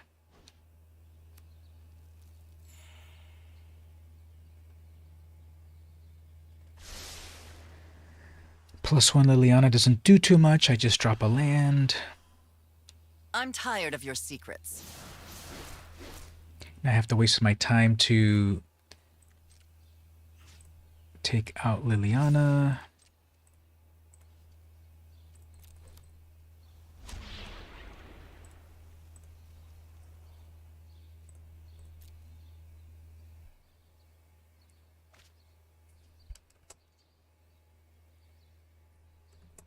Fine. Liliana's completely gone.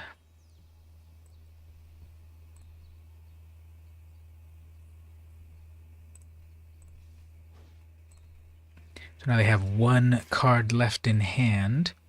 They can crack their mana rock there, but they're just top decking at this point. Chronicle of Worship enters the battlefield. Put a random shrine from among the top 7 cards of your library. Ugh. So another alchemy card that will randomly do something. Let's see what the damage is. See, this is yet another reason why I hate these alchemy cards, because of all the randomness that they do. But there, they whiffed, so that's good. We'll give them an oops. Putting your stupid alchemy cards in your deck. So there were no shrines into 7 deep in their library. No sympathy. Oops, they're gonna bring back the Goshen Tai. The Goshen Tai is gonna bring back Liliana or something, so I forgot about that as well. But anyway, that gets tapped, so yes. Swiftly respond to that. Bring back your 1/3. That's gonna make that's gonna make 6 of those. Amazing.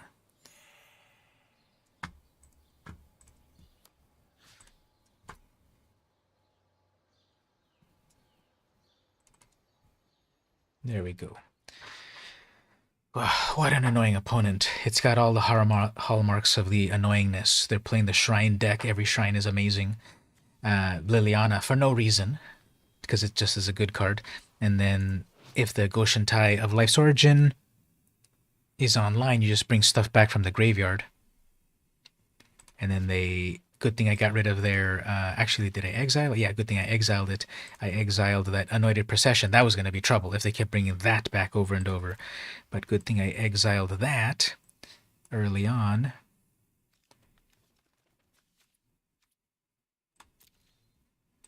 And there we go. So that probably gives me enough mana. I mean, enough for the rewards. I've been playing for these rewards for a little while. There we go. All right, let's take our first break. I haven't even taken the first break yet. I'm going to go get a drink, and then we'll do a crack-a-pack. And then we'll figure out more stuff to do. So be right back. Thank you. Be right back in 1 moment.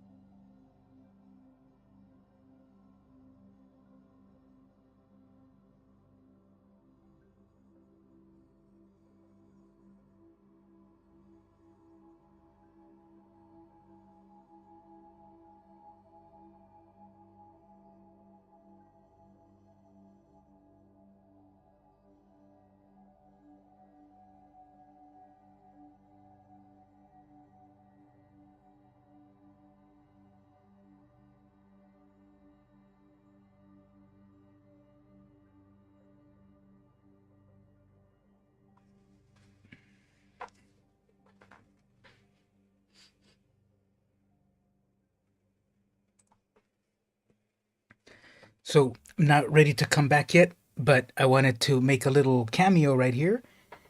Here's the cat. He hasn't been on the stream in a little while, so I wanted to put him on the stream. Look, there you are right there. See, look, there you are right there. He's not amused. His eyes are always that sort of like, kind of like droopy eye a little bit. Ah.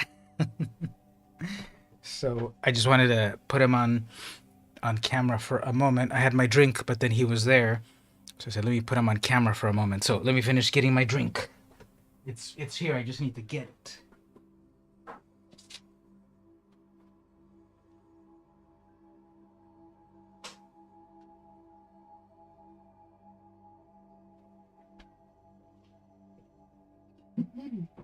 No. No.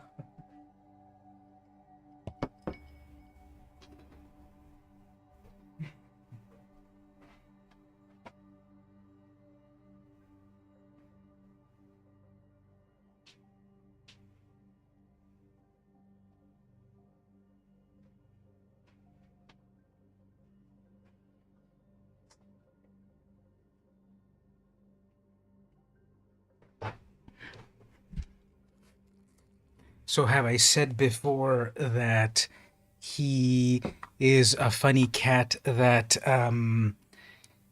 actually likes water somewhat? You know, the stereotypical cats are afraid of water. Well, this one isn't, because if I open the water faucet in the bathroom, he's so curious about it and goes to it and tries to catch the water stream and puts his head into it, and it's funny. So he's not afraid of water. He plays with it. So I don't think that's too common with cats. Or maybe it's just the cartoons that taught us that cats are afraid of water.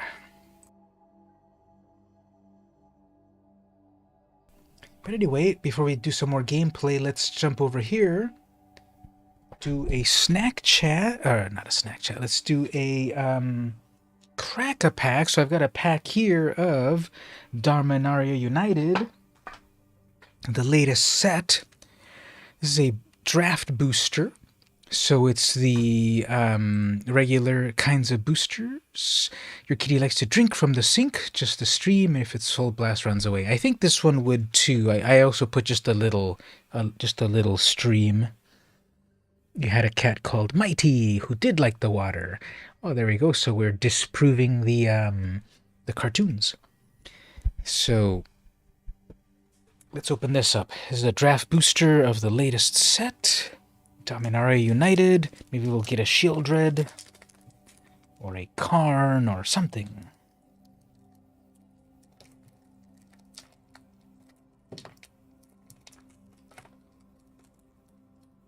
Oh, I see. This is okay. So let me ask all of you there, and also Mark in New Zealand, because maybe you get a different shipment. This one, usually it depends on the printing. This one is very hard to open. I like opening them this way through the seam to kind of keep the plastic intact for no reason, but I like to open it via the seam. This shipment has a very tight glue. So this is the version that has a little notch right here that you're supposed to tear the plastic in an unnatural way. This one says... Yeah, this shipment right here. This is the Made in Japan shipment, and I've noticed that with the. Have I done the cucumber thing? Not yet. I don't have any cucumbers at the moment, but I bet my cat would attack it because he attacks everything. So the Japanese, I've noticed the Japanese packages have very strong glue in the back, and then they want you to open it by tearing the notch over here. And then the American packets, the ones that say manufactured in the US, on those you can open this here and it doesn't have the extra notch. So do any of you, Stevie, when you were opening yours, do you remember if they were opening through, you know, the back or the top or the side cut or whatever? And if any of you have also recently, if any of you have opened recently the any packs, how do you remember opening them? there's a video of cats jumping from being scared by cucumbers, right? That's what we're talking about. But anyway, let me open it here very unnaturally. You open it over here, and it opens that way. What I also don't like about the Japanese ones is that the order of these is kind of weird. The commons are on this side, and then the rares over here, but they're all backwards. So you have to do usually open them from the side unless it's hard to open. So you do tear it like the side like that. I kind of don't like opening that way on the side. I like opening it from the back, but if the glue's too tough, which is usually in the Japanese ones, you have to open it from the side. And also here I don't like that, okay, well, let's do this amazing reveal. Let's reveal this common. You know, it's just, on the American printing ones, they're already face up, so you just start to see them right away anyway. So, Furious Bellow, 2 mana instant, creature gets +3 and gains first strike and scry 1. So lots of things in one. Yeah, you were trying to say that you should do one with the cat. Oh, okay. make the cucumber. I'll be a little bit late to the party, but maybe I can restart that trend. Benelish Faith Bonder, 2 mana vigilance and enlist. So it's the pseudo fixed banding, but not really. Only when attacking. Gaia's Might, single green, give a creature +1 for each basic land you control, so you could give a creature +5/+5 with a single mana if you've got 5 manas. Well, I just got a congratulations over here. Oh, this is one of these. Okay, this is just one of my, this is my stream app over here is saying stuff. I don't think it's popping up for any of you. But it says that you've all been chatting with 100 messages today so far. So okay, that's an award I get somehow. None of you saw that, I guess. Yeah, that instant does a lot, definitely. Could you go over what the last stage of one of your D&D corridors does again? Yeah, remind me in a moment and then I can pull it up with the full one. Right after the Cracker Pack. Then we've got cool art on that. Tattered Apparition, 4 mana for a flyer. Pay 2 mana to give it +1. You've got the Benelish hero that had been crimped. Oh yeah. It got stuck in the printer. Now supposedly some of these are valuable because miscut, misprinted cards are rare, so some people will pay some amount for them. So it might look like just something to put in the bin, but for some people, they really like those mistakes. So here we have good old, well, it's, yeah, I was going to say it's a shade. It's continuing the shade creature type that you can make them stronger, going all the back to Frozen Shade from way back in the day. Timely Interference, single blue, instant, kick it for 2 more, plus red. Target creature gets -1. If it was kicked, that creature blocks this turn if able. Okay, so you force the creature to block, you make it a little weaker, and you draw a card. Yeah, I've definitely seen, now these are commons, and I've definitely seen how people are saying for this set, the last couple sets, very powerful compared to the old days. This is a common. So,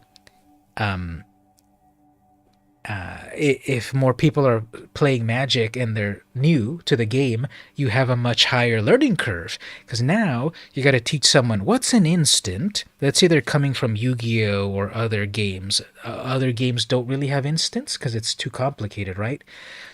So, first of all, you have to explain instant. Then you also have to explain the kicker part. So no, this is not a single blue mana. This can cost up to 3 mana. And then you have to explain the part of, okay, now your creature has to block, and then you draw a card. So at a common, this does a lot.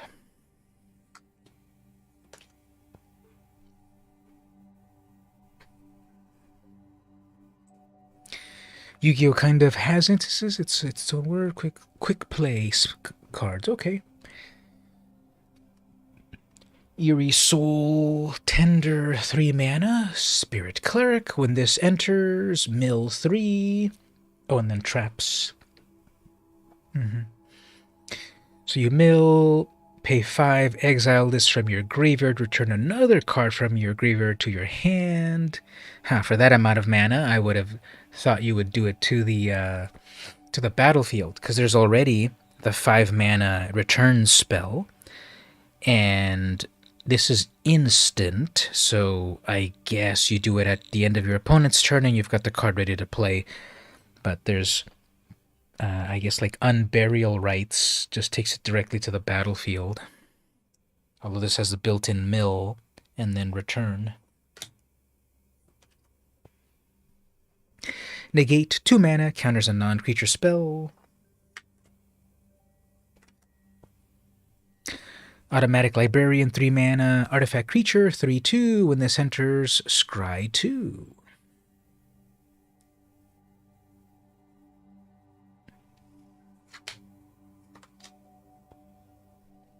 Argivian Cavalier, 3 mana, Orc Knight, 2/2, enlist. When this enters, create a 1/1 soldier. So 3 mana for 2 creatures plus enlist. It automatically gives you the enlist creature to then make this one stronger.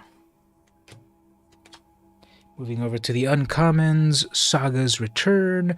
Oh, it's the love song of night and day. So back on Mirage Block, back in 1996, there was flavor text that was this long poem that was written on a variety of cards, and they were quoting the fictional love song of night and day. Now, 25 years later, they have the card itself of the love song of night and day. Now this has the new read ahead mechanic, so you can skip to any one of these that you want. If you start with 1, you and target opponent draw a card, or 2 cards. Or, Chapter 2, create some birds. Chapter 3, put a +1 on your birds. Sprouting Goblin. The art on this one is very interesting. This goblin is going insane because mushrooms are growing from his head. 2 mana, kick it for 1 green, 2/2. If you kicked it, go get a land as well. And then later on, pay red, sacrifice a land, draw a card.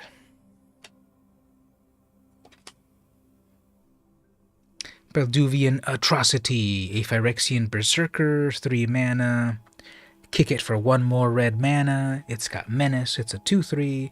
When this enters, if it was kicked, return target creature card with mana 3 or less to the battlefield. It gains haste and sacrifice it. Okay, so it's got that whatever mechanic unofficially known as that you return something directly to the battlefield and then it dies at the end of the turn. And the rare. Okay, we have 2 cards left. 3 cards left. So that's the rare or mythic. That one's a foil, I think, and I think that's a land. So the rare and or the foil, the rare and or the mythic is Ertai, Resurrected.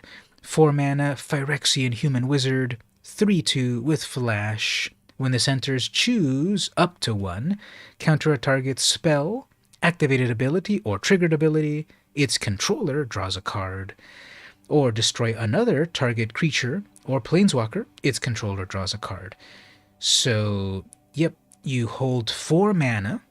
And then when the opponent tries to cast the spell, activate an ability, Airtight jumps in and says, nope, talk to the hand, all 4 of them.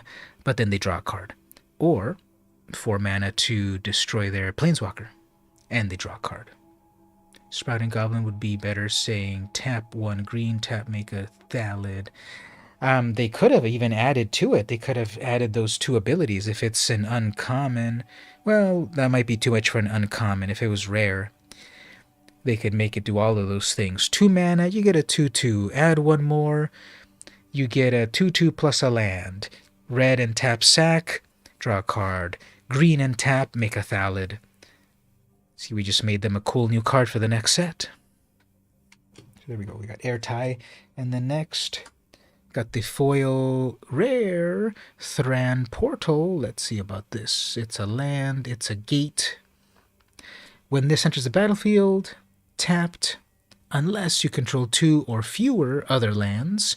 So play it on turn 1 or 2, it comes in untapped. After that, it comes in tapped. As this enters the battlefield, choose a basic land type. Thran Portal is a chosen type. In addition to other types, mana abilities of Thran Portal cost an additional 1 life to activate. Mana abilities of Thran Portal cost an additional 1 to activate. That's interesting. That's interesting how they had to word that. Basically, it's one of the pain lands, you know, Attakar Wastes, and the like, where you would tap a mana to give you a color, but you would lose 1 life. They had to word this in a very interesting way because you get to pick any basic land type. So this is land, gate, swamp, let's say. And it's any color. But every time you tap it for color, you deal 1 damage to yourself. Yeah, it looks really nice in foil. Look at how it catches that reflection there. So yeah, this is any color. Could come in untapped, but every time it'll hurt you. Compared to the classic pain lands, you could tap them for a colorless mana with no damage, and if you really wanted the color, you pay the life. So it's kind of interesting. But that's the foil, an extra rare, and that's a land. That looks nice. So one of those, I guess, Thran machines, the nature reclaiming it. I don't know if it shows up in the camera, but is that like a person right there standing in a cloak? Or what do we see right there? I guess it's a cloaked person, right? And so nature has reclaimed, nature is healing. And all those Thran machines are rusted. And then lastly, we get a bird, which fits perfectly with the love song right here. Did they plan that?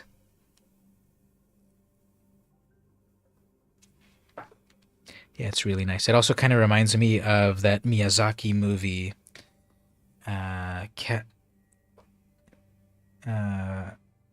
Castle in the Sky, Laputa, Castle in the Sky. It has a little bit of that Miyazaki style of the automatons of that movie. So that was a cracker pack. Got some cool things. Got a very cool multicolor land in foil. Airtie is interesting. Got a saga. A bunch of utility commons. I dropped something here. Right there. So that was the cracker pack. Let's get back over here. Take a sip here.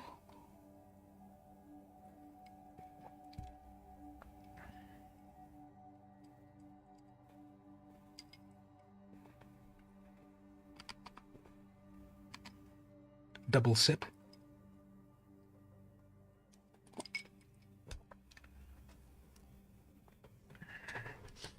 Let's we haven't done a climb the ladder. Did we do that last week? I don't remember. But I'm doing the climb the ladder with that mono white Ulamog deck. Let's play that a little bit. The season just reset because the new month started, so went back to to bronze level. So we'll play that. I was on gold, they took me back to bronze. So I'm back on silver here, but let's play a little bit of this mono white Ulamog deck. This deck, which is just get out of as much mana as possible.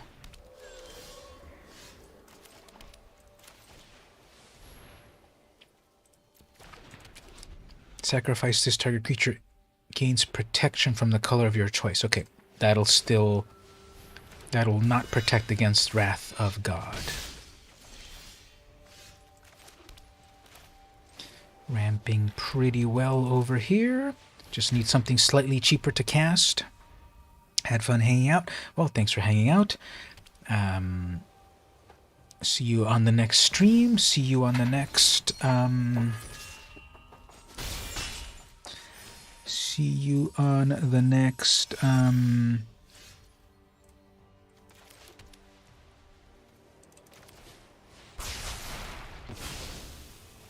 get together.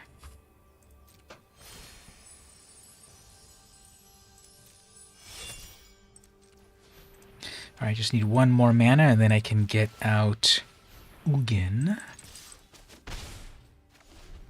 3, 4, 5, 6, 7, 8. Yep, I need one more mana and then we might have won the game. Now they're playing mono white probably so they can destroy my artifacts. Oops, there's a Lurus. You're going to bring back the Alseed. Once again, who cares? Come on, one more mana. Nope. Okay, fine.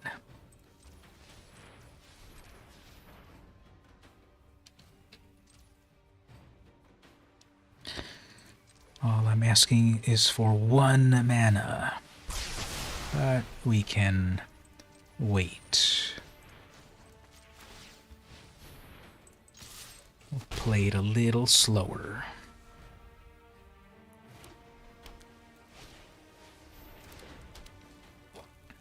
Alright, worthless.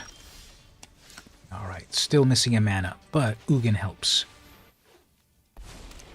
Curiosity and wonder drive civilized. Truth lies beyond vision. So I have 3, 4, 5, 6, 7. Okay, now who cares about summoning Ugin? I can summon Ulamog now. Come on, one more mana. One more mana. And then, as long as they don't... Okay, they're all tapped out, so who cares? Oops, they bring back something for free, I guess. Ugh, look at this amazing combo. They are so proud of themselves. They brought back the Lurus, they bring back the protection creature, they gain their life. They're so proud of that move. All I need is one mana, and then they rage quit. Oh, look at that. They've also got their Heliod online. Amazing. Let's give them one of these. Do not care. Because just one more mana. The odds are that I'm going to get one more mana.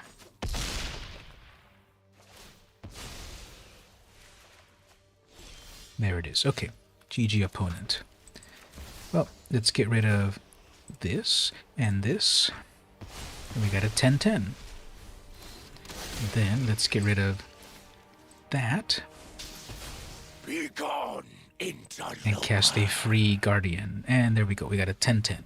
Now, of course, they can just exile it, no problem. And we got that problem. Next up, I got Big Ugin to exile their exile. If they leave all that 6 mana open, they'll probably have Settle the Wreckage. You're sipping on some IP. Oops, they're gonna Skyclave me. Okay, fine. That's definitely a way to get rid of Ulamog. Not a big deal.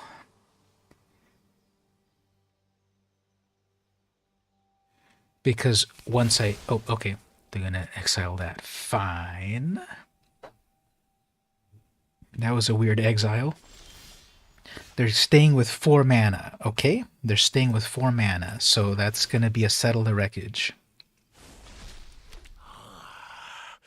Secrets manifest before you. Which is fine, because I'll still exile half their library, so we'll take it. We'll go ahead and get that settled the wreckaged.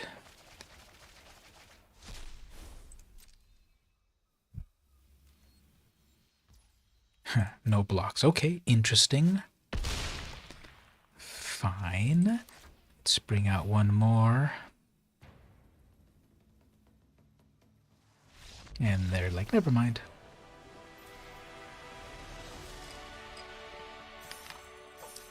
So that's this deck. If you all don't remember it, it's just make 1,000,000 mana and summon just completely oppressive things.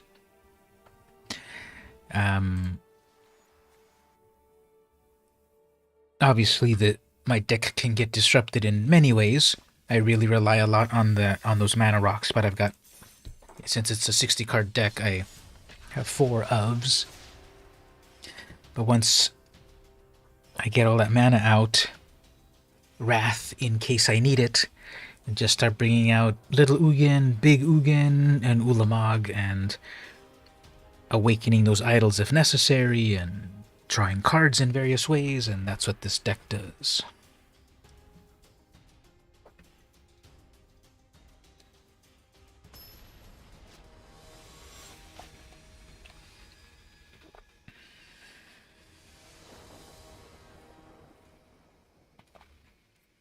It's really worked well to add this Zhalfirin Void, which is a scry land.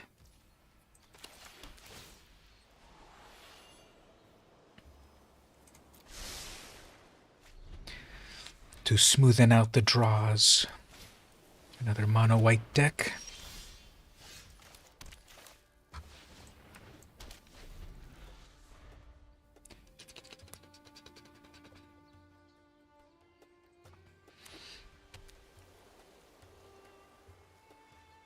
Passing A. That's suspicious. Have enough mana for Little Ugin. Start to make some spirits. Cost reduction still passing. That's mysterious. Alright, let's play this Ugin. Free cast that. Make a spirit. The fabric of the multiverse. You played Fortnite earlier, you got 2nd place. Allows you to wield a lightsaber, which got you far. Got eaten by a wolf. Oops, look at that. We got the Ajani's Pridemate. The Ajani's Pridemate is getting huge. We got a Sarah Ascendant. We'll give him a yay, you're doing amazing with that. Do one of those. Make some spirits. Ether itself. Play that archive. We've got Ulamog next turn. Should I exile 2 lands? Or 1 land plus their welcome? Yeah, they have plenty of lands. I'll exile their welcomes. Got another Little Ugin. Fine, make more spirits. Truth lies Attack with that. vision. Summon an Ulamog. Bye-bye to their welcome. To their land.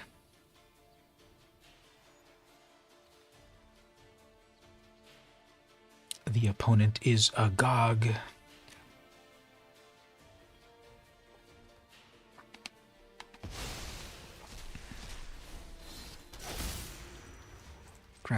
Grab a card off of that, why not? Play a land for turn. That's my side of the board there. 14 power.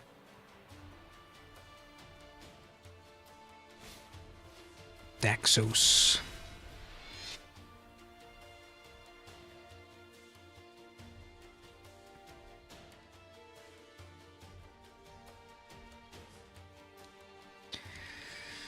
Yep, Daxos.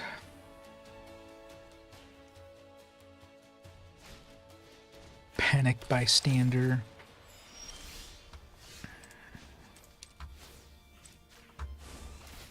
Bathe in ghost fire.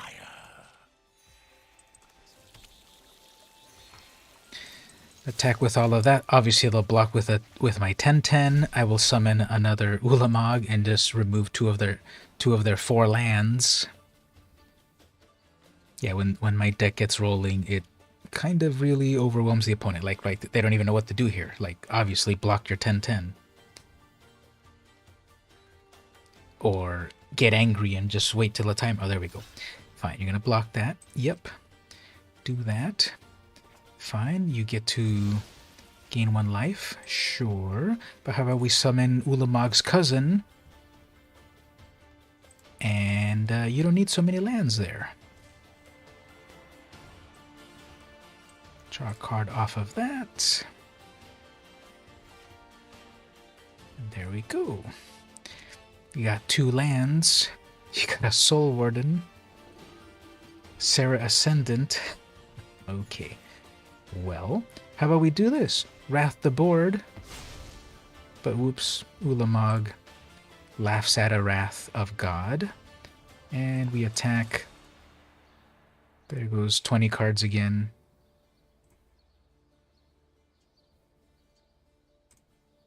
Make a Spirit. Free cast that. Crack it.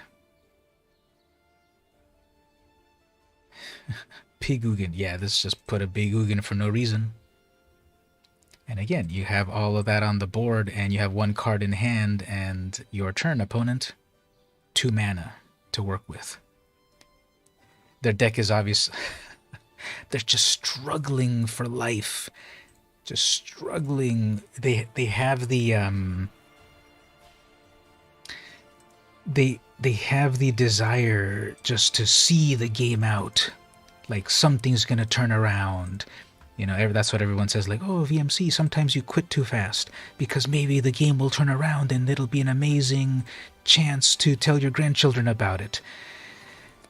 Yeah, well, at this point, obviously, I'm just toying them with them like a cat. And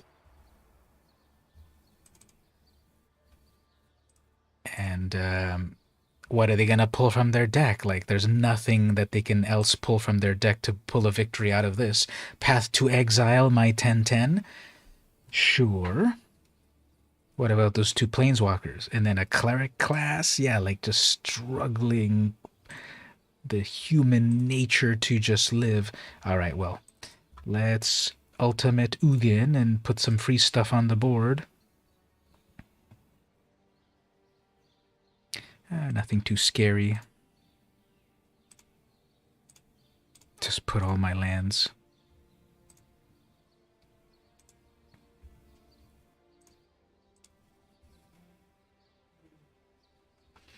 Yeah, for no reason. Summon another little Ugin, destroy their Cleric class. Attack with these 2. Yeah, just keep toying with them. I should have actually also attacked with some of those idols. Summon another big Ugin for no reason, just to hit him again. So when will they know that perhaps the odds are against them? When will they realize? And then they play a land, 3 mana again. Yep, that's 1,000,000 mana. That's a Johnny's Pridemate.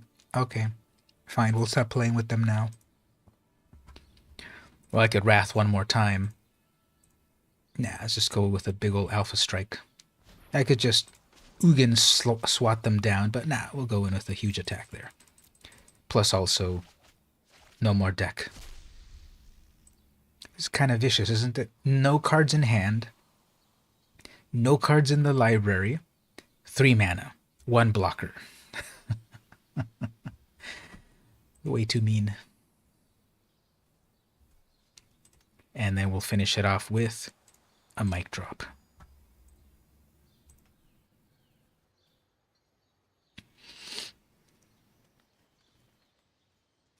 And the opponent, this is the only response the opponent has, is to time me out. Because they have no cards in hand, no library, 1 blocker, 3 lands. Well, when you get on the ladder, this is when it really matters. You know, every other mode is a fun mode. I guess draft also it matters.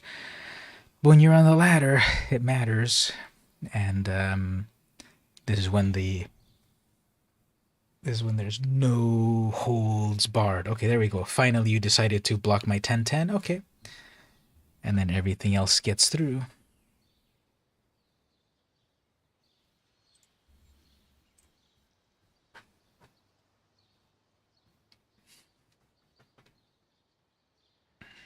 What else was in the deck anyway? Life gain. Ooh, Leonin War Leader. Ajani. I got all those unicorns. So yeah, it was just like gain a bunch of life, put counters on things, the usual. And yep, so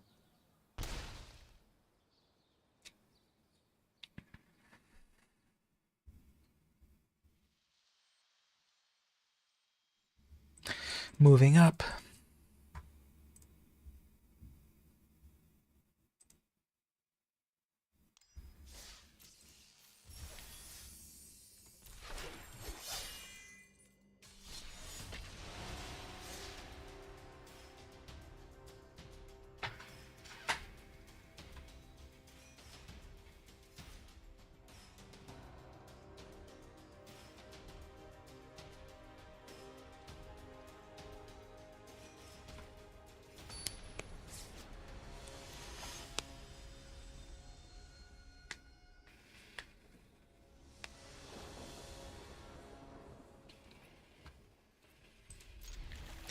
Alright, so here it ranked me a lowly level 4 silver player with a high...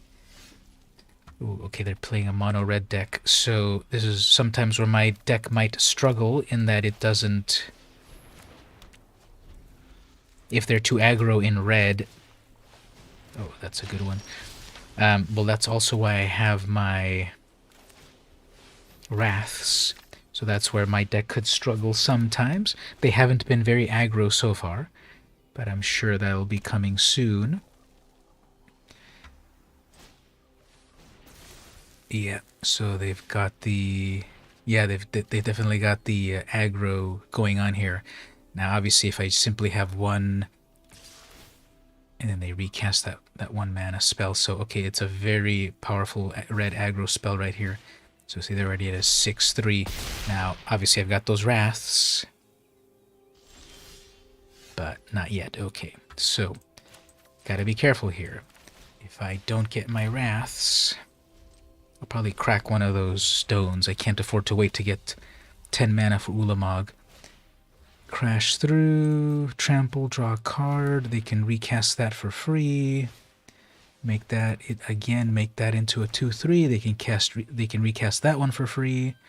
Yeah, see, look at that. That deck's pretty good. That's why they're at the high level of silver, because very efficiently there, they have with that one creature that can recycle your spells. You can get really far with that. So, let me try to dig for an answer here. I need a Wrath. It's not a Wrath, so. I'm already down to 12. I'm already down there. I'm dead next turn. See that very efficient deck there, isn't it? And then one more crash through. And that's going to give me one final... Yeah, I'm dead. I don't know. I shouldn't be so pessimistic. Okay, let's try one more thing. If I don't get a Wrath pulled off of this one, gotta quit. Yeah, they're going to be able to do 9 damage, right? They're going to be able to do 9 damage. It's a waste of time, but I'm going to try it.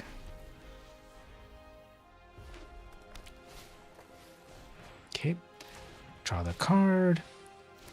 +2, but it doesn't have haste.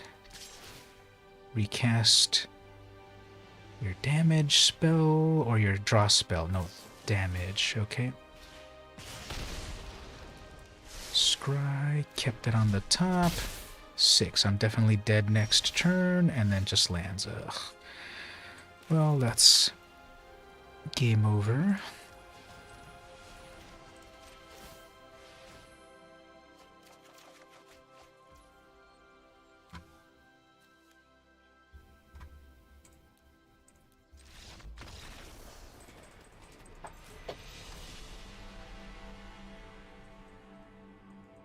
I'm sitting still in a quiet rage.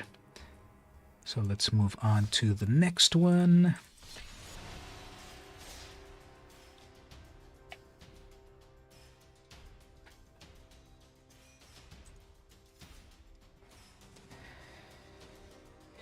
So the randomness of it all. On that mono white deck, didn't I wrath them 3 times?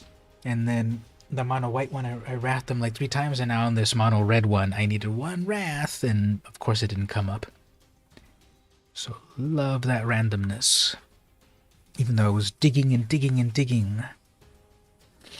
But you saw how efficient that mono red deck was. That Arcanist, it's one of the best creatures they've ever made. Warped World. Might be a vintage Magic player. At least I've been very lucky to be playing first on these games. Okay, here's another highly ranked silver player. No turn 1 elf, so that's good. I am at the point of wrath, but Hedron Archive into Stone, into Monument, Elvish. Okay, so they're playing some of those. Missed a land drop. Amazing.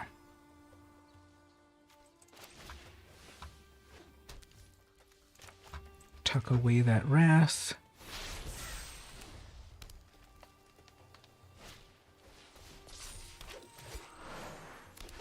Alright, so no time to waste on the ladder. No time for shenanigans. Just wrath as soon as possible. Things get out of hand very quickly, so no time to get fancy. I would have rather have played my mana rocks and such first. Okay, there we go. So passing with nothing. Good. 1, 2, 3, 4, 5.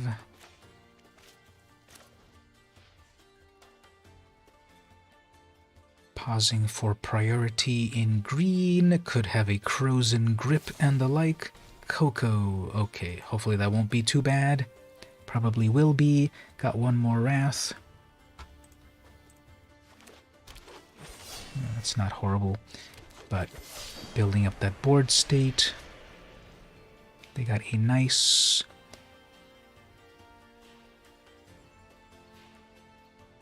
probably have another collected company.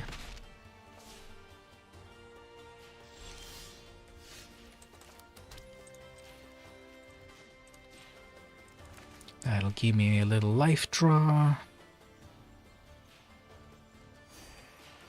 I bet you it's another collected company, but let me wrath that. That's enough mana for Ulamog next turn.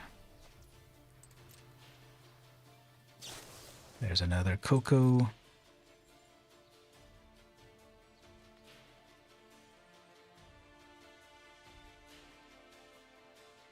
What do they peel off the top? Look at the top 6 cards of your library and put small things onto the battlefield. Allosaurus is good. And then that Realm Walker, oop, that destroys things, doesn't it? As this enters, choose a creature. Got a Leaf Crowned whatever. That's not so bad. Ulamog next turn. Druid.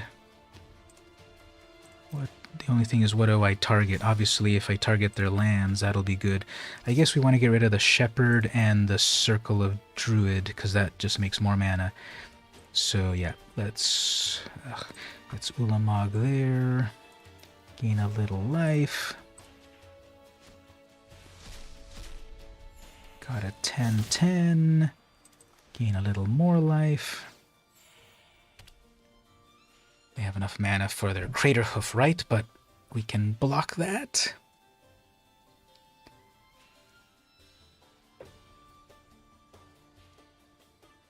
So 2 collected companies so far. What is this? Is this a cast off the top? Other elves you control get 1. Whenever you cast an elf, you may pay 1, draw a card. Oh no, that was just a normal cast, but it looked like it came out of nowhere. Is it coming from their hand, or are they playing it from the top? Where are they getting those? You may look at the top card, add in... Oh, okay, yeah, they're coming from the top. Okay, fine. Let's dig for stuff. Even though we got a 12-12, we could still be in trouble. Okay, now we're not in trouble. So let's 1, 2, 3, 4. Do a little wrath. Attack with a clear board. Nah, let's do this. Attack for 18. Exile 20. There we go. Dead next turn. Nope. I warped their world. So mono green collected company with elves. Yeah, mono green elves. That one can definitely get out of hand, especially with collected company.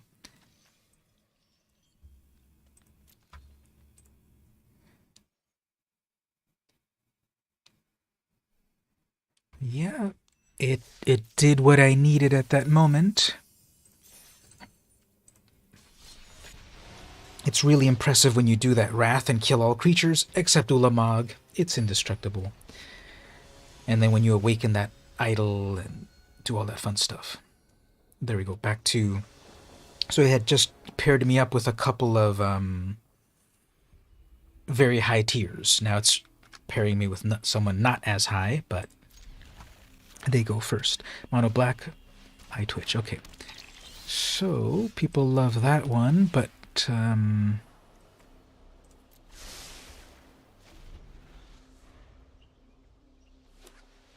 they love it more when it dies.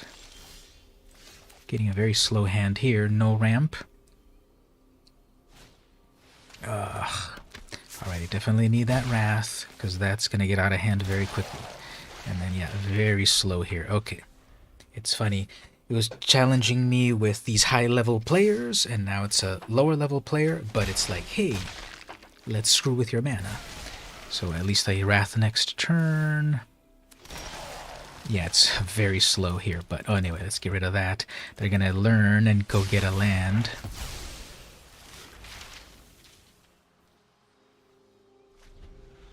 Yep, environmental science, go get a... Yeah, they're missing land drops. So that's kind of weird. Looks like they didn't put too many lands in their deck, or they're just unlucky. And yeah, extremely slow hand here. Like, I'm hard casting all of these huge spells. Wow. Fine. Next turn, I hard cast a little Ugin. Gotta get rid of that right away, but the problem will be that it's gonna make... let's see, how does this work again? If I kill it, it'll come back right away as an artifact that then makes things at the end, at the beginning of your upkeep. I think we'll be safe. I don't think Ugin will When you understand get it, so... your past is unwritten. So that's gonna make that, but no haste. 5, 6, 7. Okay, I got 6 mana. If that Ugin doesn't die, I can summon Big Ugin and then win the game. If it does die, I'll summon another little Ugin and just play slower. Yeah, they're looking at it. They're gonna kill it. Hero's Downfall.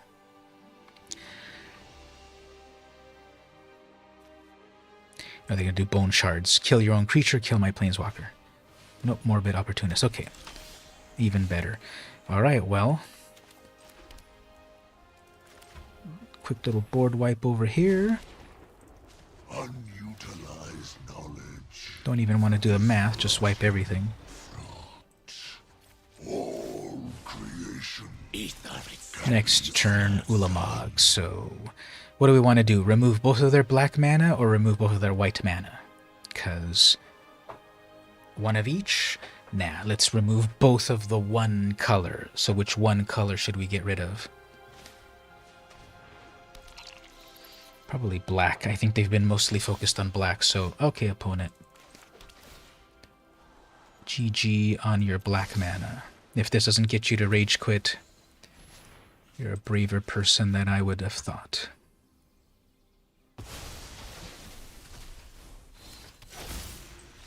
There we go. Alright, so level up. Silver 3. It was 4, 3, 2, 1, then gold. So we'll play for a little bit to see if we can steamroll them.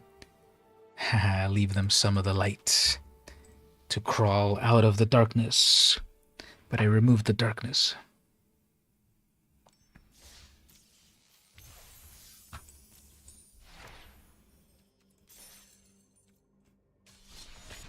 So a while ago, if you all remember, I was playing a slightly different version of this where I went from like bronze all the way up to mythic. Remember that was a while ago? Many sets ago. So I haven't really played the ladder as much as before. It's just way too competitive. Been mostly playing Brawl. And This one's interesting. No colored mana for that Wrath, but 2 Scrylands. Yeah, that was my prediction. You know, there's obviously many possibilities that could happen, but if you play enough, some patterns emerge. What's this sleeve? That's interesting. It kind of looks like a mistake because it looks too dark, doesn't it? Like the background, like they made it a little too dark. It's supposed to be a curtain with an interesting pattern, and then the, I don't know, brokers, whatever. Okay, so now that we got another mono green. We got another mono green opponent. We're missing white mana. We have the Scryland, so let's try to get some white mana, because we're going to need that Wrath, because they're going to build up their elves soon enough. Come on, white mana, then Power Stone Shard. Yep, they're definitely elfing it up. They have a lot of mana now already. I'm falling behind. No white mana. Still no white mana. Okay, this is devastating. So, let's play that tap.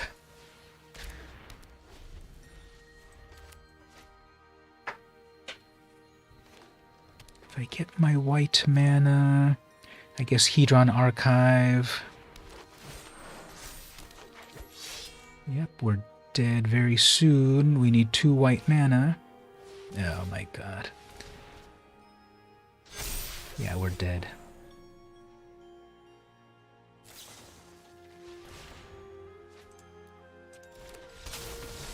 Too far behind. They have lethal. They have lethal way faster than you think, so we're dead.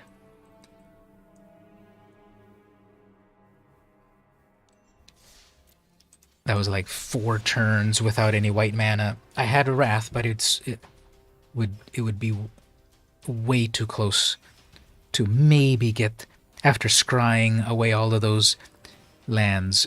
It was just way too many things had to align to survive that.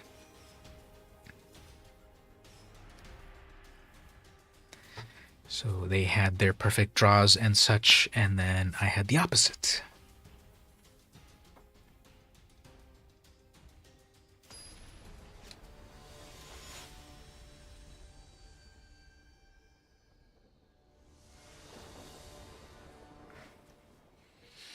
And then we get the opposite here. All the white mana that you want, all the Wraths that you want. Amazing.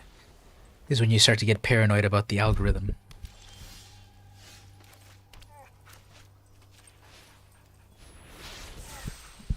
Is when you get paranoid about, oh, you know, don't stop playing. You're gonna get the lucky stuff. Haha, they're doing their little thing. Oh yeah, I got one of these. You got your pom-pom, I got my pom-pom. So they're playing multicolors. It's gonna be like some sort of Tiamat deck. 5-color junk doesn't work on the ladder. Opponent. Yeah, they're playing all the colors. Okay, good luck about that.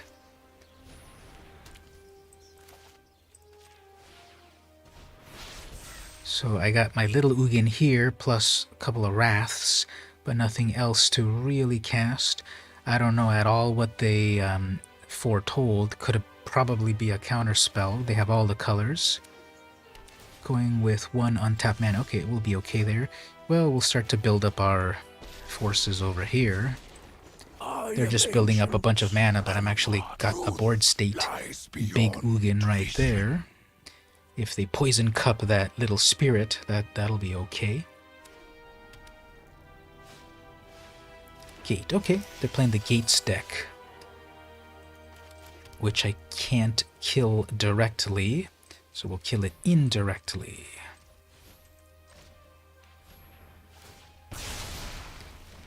Get Big Ugin in my hand for next turn. Secrets manifest before you.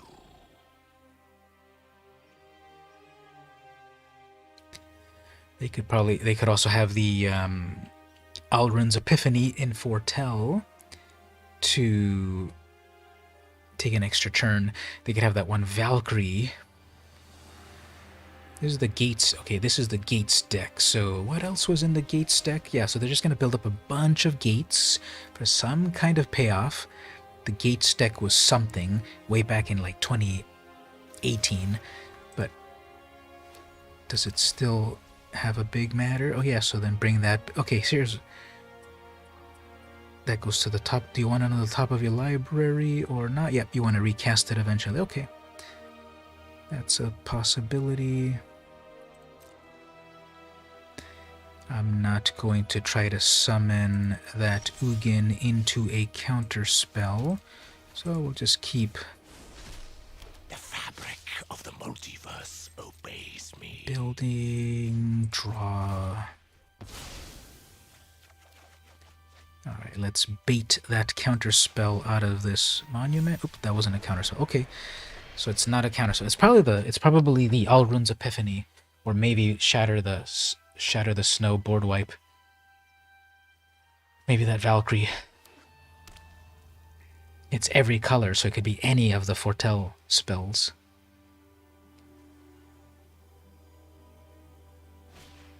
Okay, yeah, Doomskull. That's fine. Not a problem. Ulamog next turn, exile their lands. Probably don't have a counterspell. Even if they have a counterspell, who cares? Okay, they got a Colossus. Who cares? Let's get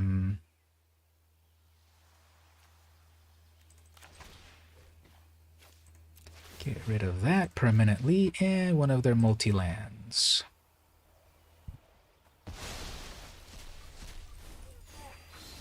Good game on that.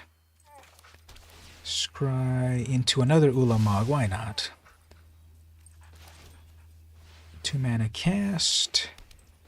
Make another spirit.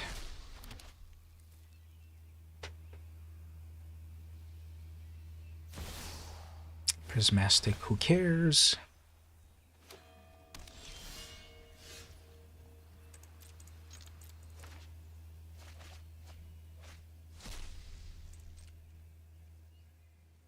Play a big Ugin, exile the bridge.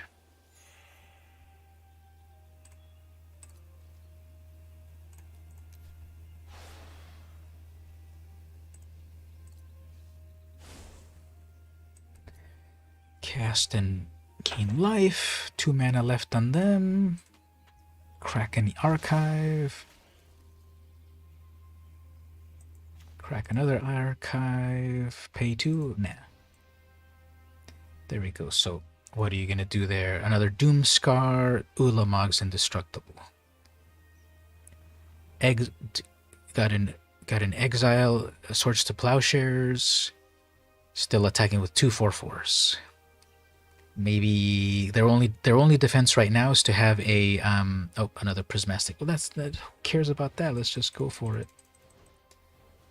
But yep, just wishing to -18.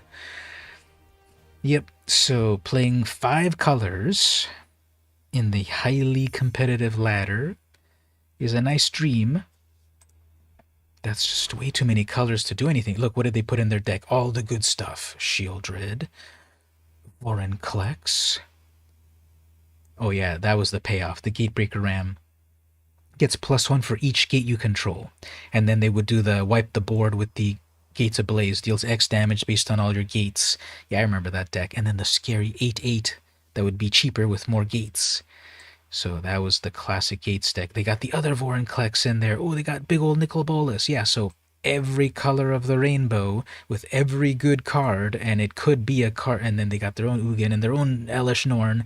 So yep, that's living the dream. That's the. And then they have of course they have every prismatic bridge to free cast every single thing off their deck. So yeah, that's definitely the deck about every good game in the deck, every card in the whole deck.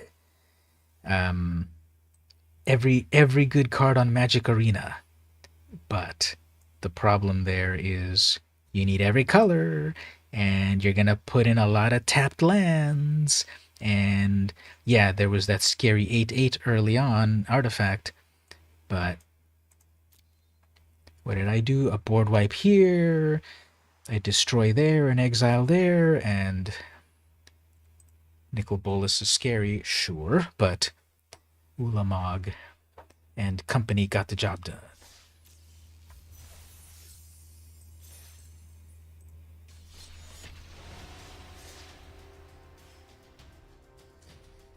Yeah, that card, all the Nicol Bolas cards basically right away do a lot of stuff.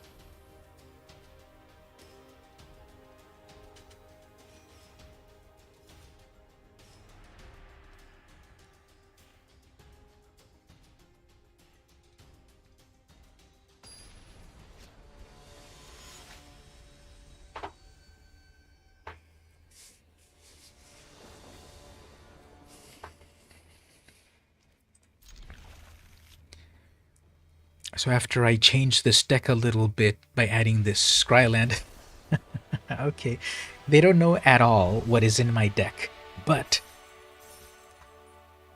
they saw Old Glory, and then they're like, peace out. Anyway, that gives us a free climb on the ladder. That's fine.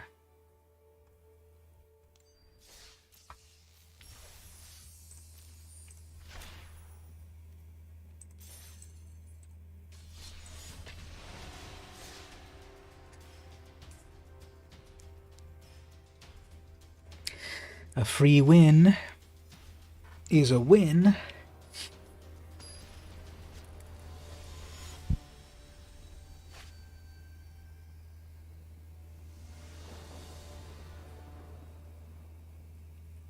Alright, so this is an interesting opening hand. It does nothing except ramp and one wrath. And then eventually we pull a good card. Those Power Stones will give me a lot of mana quickly.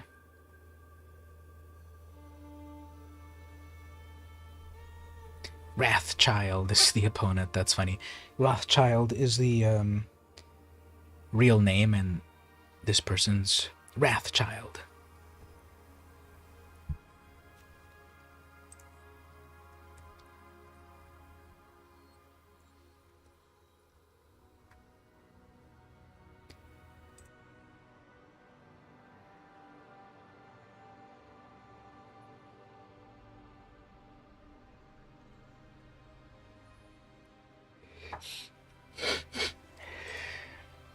Well, the opponent is contemplating pretty hard. Hopefully it's a good play.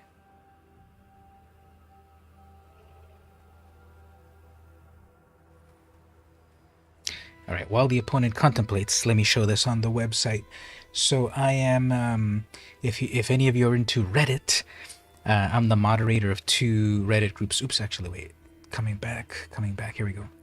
But I'm the moderator of 2 Reddit groups of vintage digital cameras. So yes, digital cameras are vintage now if they're older than 10 years. And I'm the moderator of 2 of those communities where it's like, let's take photos with old digital cameras. And it's interesting, it's funny because with the evolution of technology, people always want the latest and the greatest.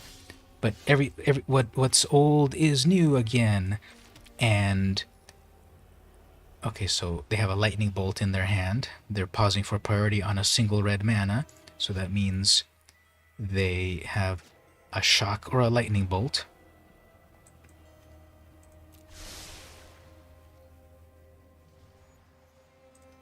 Yeah, the opponent is...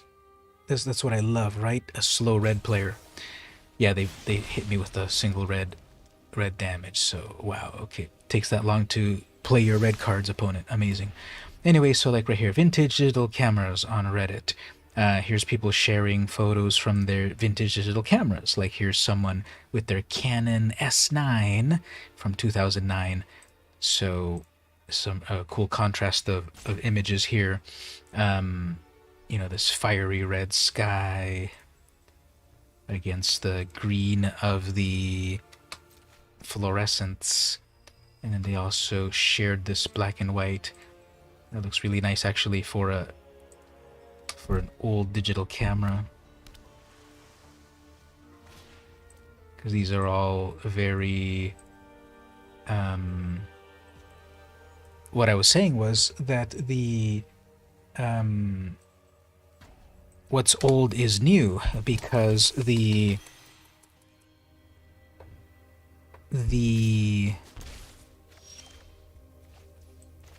all right, just wait till I get my wrath out here. But these old digital cameras, in the evolution of it all, the people wanted as soon as possible for the digital cameras to get as good as classic photography, and then discarding the old cameras. And what's old is new. Those that used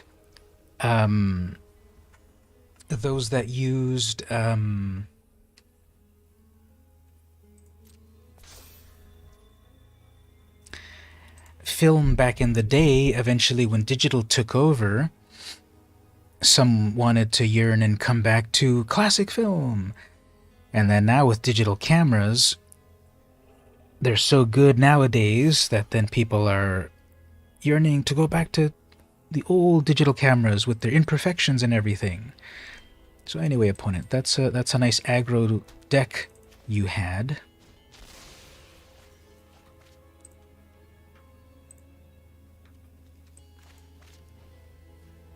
Another one of these little mages, another direct damage.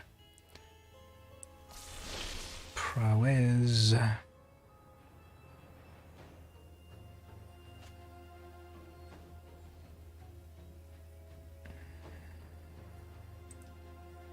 I love these slow red players.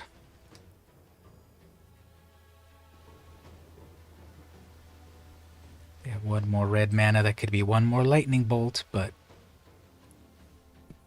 you know, when you copy that deck off the internet, you should learn how to play it as well, instead of on the fly.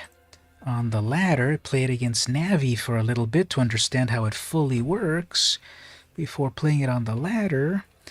Anyway, what am I going to do here? So on my turn, I guess I can play... Let me see, what can I do? I guess I can play the land, play the archive, play the shard. It's still too slow because I'm at 12 life. 12 life is way too low for a red deck, so this one might be tricky. 2 cards in hand. One is obviously lightning bolt or something. Oh, they passed without attacking. Okay, that's good. Either they messed up on that or they wanted to do that on purpose. I got all the shards now. That'll give me Ulamog definitely, but that's not enough. I can't cast these fast enough. 1, 2, 3. No, I guess actually I can. I don't... Okay, there we go. Cast another shard. Okay, that's going to give me 2 mana on that. That's Ulamog mana next turn. 2, 4, 5, 6, 7, 8, 9. If I get one more regular land, that's Ulamog mana next turn. They're going to abrade that? Nope, okay. So hopefully they don't do 12 damage because we just need 1 mana. Okay, they're going to consider. That's going to get big. That's a 2-3 now. Yeah, I think we're dead. They're just going to do like the +3 twice, and that's prowessing off there. We can easily lose 12 life right here, so we're probably dead here. Well, let's see. Let's see if they're lucky. They're going to be lucky, of course. Digital camera photos with the small vintage digital cameras. Not the pro digital cameras with the lenses and all. It's yeah, our community focuses a little bit more. Well, number 1, that they're older than 2010. Number 2, that's the biggest thing, but a little bit more of the focus on the point and shoot ones, some of the more basic cameras. Alright, so yeah, we're dead here, right? So 4, okay, we're barely alive, but we're still at 9. Yeah, we can we're still probably dead. We can easily lose 5 life here, but we finally got an Ulamog out. Nope, actually we don't. Ugh.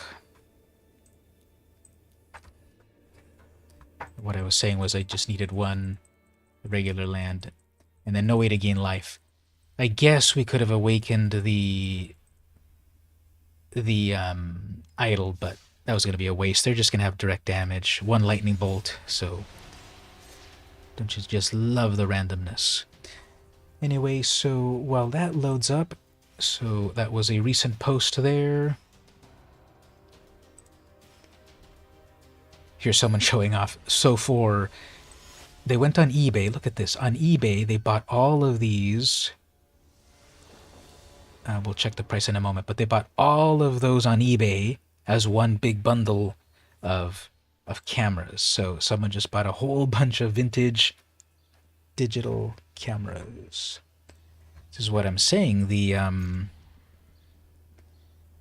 what's old is new. Those types of cameras were okay back in the day, but technology moves on, and then now the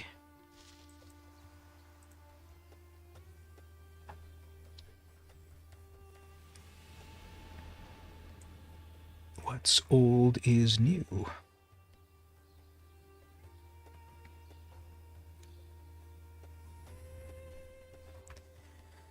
All right, we're playing Simic.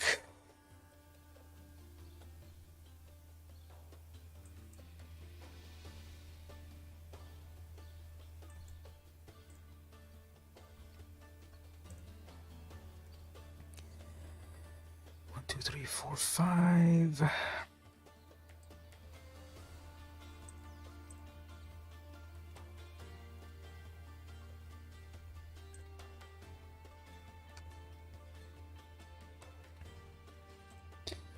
Passing with counterspell mana. Nothing to counterspell yet.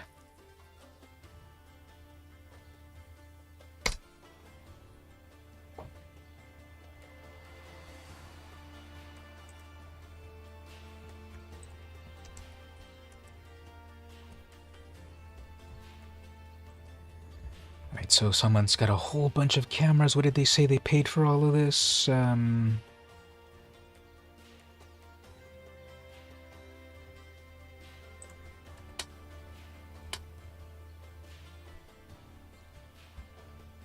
Yeah, they're passing with a lot of counterspell mana. Missing land drops.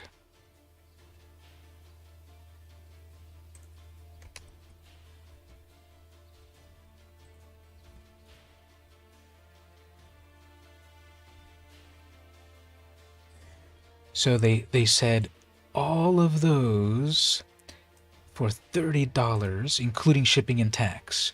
So it's basically this huge lot of just random cameras. They're probably all missing batteries or something, but $30 for all of those cameras right there.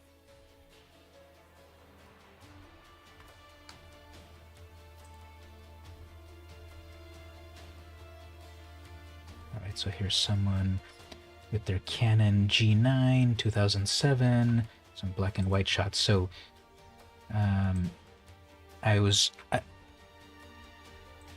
I was being a trendsetter because I started to cast. Okay, they're gonna counterspell this one. Okay, this is gonna be really annoying. I hate to deal with this, but we're gonna try to cast this. I guess they're finally gonna do something.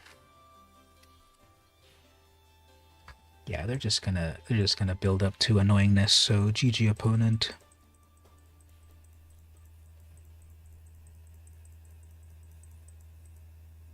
It's very hard to get out of that lock of everything's a counterspell until they have enough mana and then they go off. Like, we know how that goes. Let's not waste time. So I was the trendsetter here because I started to post a few black and white. So this is when I shot. I put it on the black and white mode, and just this shot of this building, and I think it came out pretty nice and sharp. What I liked about, so I've got it right here actually, so I'll show it in the full screen in a moment.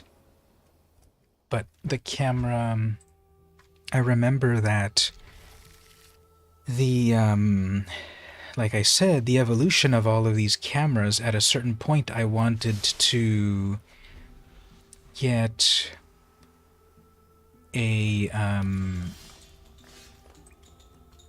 digital camera, because before that, I don't think I have them anymore, but before this one I got So this is this Canon PowerShot A590, but I had a few like low quality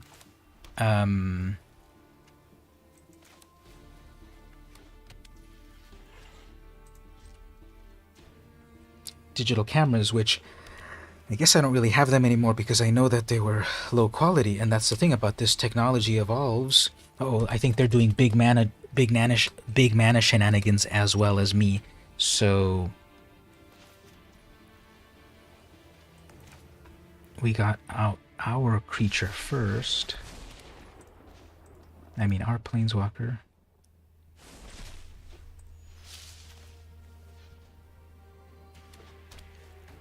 And so I had these like low quality digital cameras, and then I did some research. Okay, I want to get like a real camera that does real things. And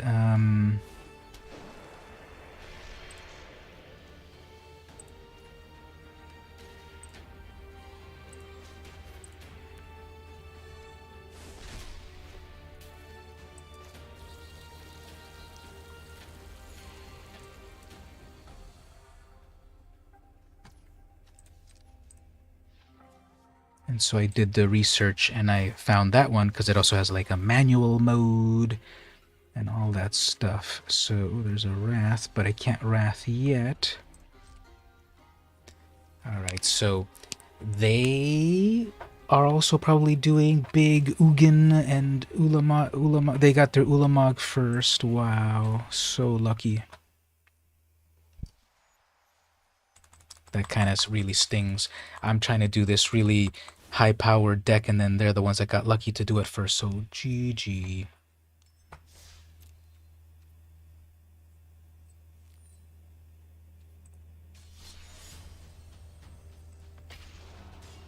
Canon power shots are great. You had one in 2007. It was pretty good in terms of quality. Did video. You lost it on a trip to Europe. Lost some good photos.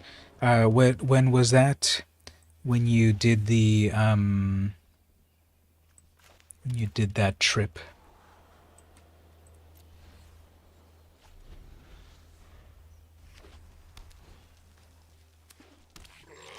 Okay, we're dealing with another mono red player.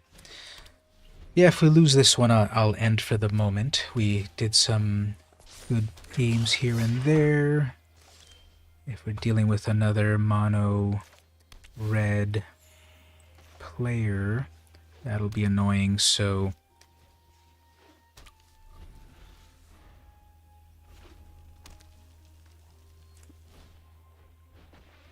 now we got that haste thing right there.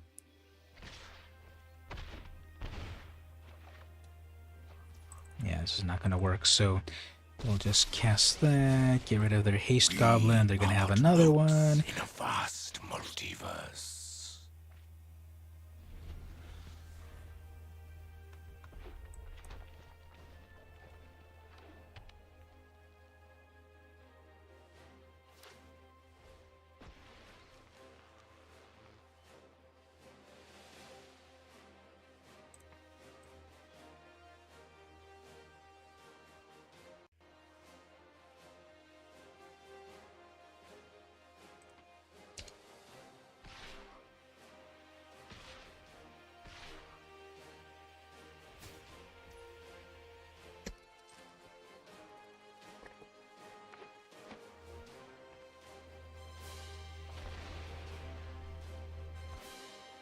All right. Well, that's a good spot to wrap things up, I guess. Streaming for 3 hours now, so we did a crack-a-pack. Did some gameplay. And might be a spot to stop then there.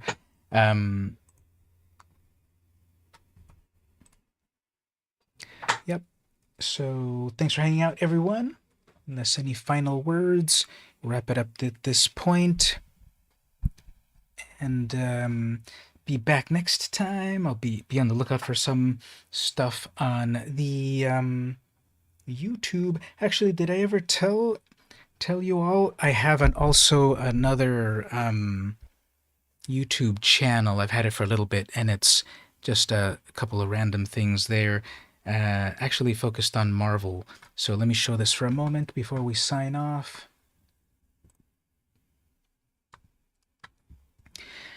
So let's see, is it easy? Yeah, you can just do it this way. I believe the address. So if you go to youtube.com, Marvel Minute. Oh, you have to do the @ They did a new thing here. So at youtube.com/@Marvel Minute. No one knows that now they have an @ symbol. They just added this recently, but now you have to do this @ symbol. So I have this account. I made it a little while ago, 2017, I guess. But it's just it's a channel only focused on Marvel stuff, and it's basically version 1 of it, which I guess I started 5 years ago. Has it really been 5 years? Version 1 might have had longer videos, somewhat longer. No, I guess the whole idea was always, yeah. So I called it the Marvel Minute because basically all the videos are about 1 minute. So here's some of my recent videos, like the Marvel Zombies, Black Cat's new costume that is going to fall off of her any minute, Gru number 100, the first issue of Alf. Yes, Alf had a Marvel comic, Star Wars, the Nam, etc. So just find the Marvel Minute on YouTube. And, oh, your son's into Marvel. Cool. So pass that along. It's only got 58 subscribers, but this is probably a crowded field with a lot of on the same topic. So I'm doing all of these short. Time for another. Let me play this without sound, actually. But I do a bunch of these sort of like 1 minute looks at various comics. This is the origin of the Marvel Zombies. And a flip through the book and commentary and jokes and the like. You know how my videos are like. So it's the Marvel Minute. Just find that on YouTube, youtube.com/@Marvel Minute, or I guess search for Marvel Minute and you'll find it there. Ooh, there's the Invisible Woman and she's a zombie. So that's a channel there that I want to grow, but it's going to take a while. It's very hard to get famous on YouTube nowadays. YouTube makes it much harder. They don't want to pay as many people to get famous on YouTube, so if there's virality, it is much more rarer than ever. But that's a channel there. And then as for my current channel that I've spent all of this time to create, we have the... Yeah, that's funny how it showed the... It's funny how it showed the... We got the notification, didn't we? That it said, we got a new subscriber. But it never went to the 1800s, so I don't know how they count that. But that was the... There's the... Actually, let me just show a couple little fun things here on my YouTube, because behind the scenes... I've been getting a lot of new views from a video I made. Did anyone ever see my comic book review on Cherry Pop-Tart #1, the not safe for work comic book parody of Archie Comics, which is quadruple X rated? So apparently it's been getting a lot of views again recently. If you see on the side over here, my recent views are, well, this one got 17 views, this one got 18 views, this one got 980 views. There's a lot of perverts. I mean, there's a lot of comic book connoisseurs out there, and that one came back from the dead. Like my recent most valuable Dominaria cards, 1,200 views. Most valuable other Dominaria cards, 300 views. Most valuable Ice Age cards, 200 views. So these are my most popular videos at the moment.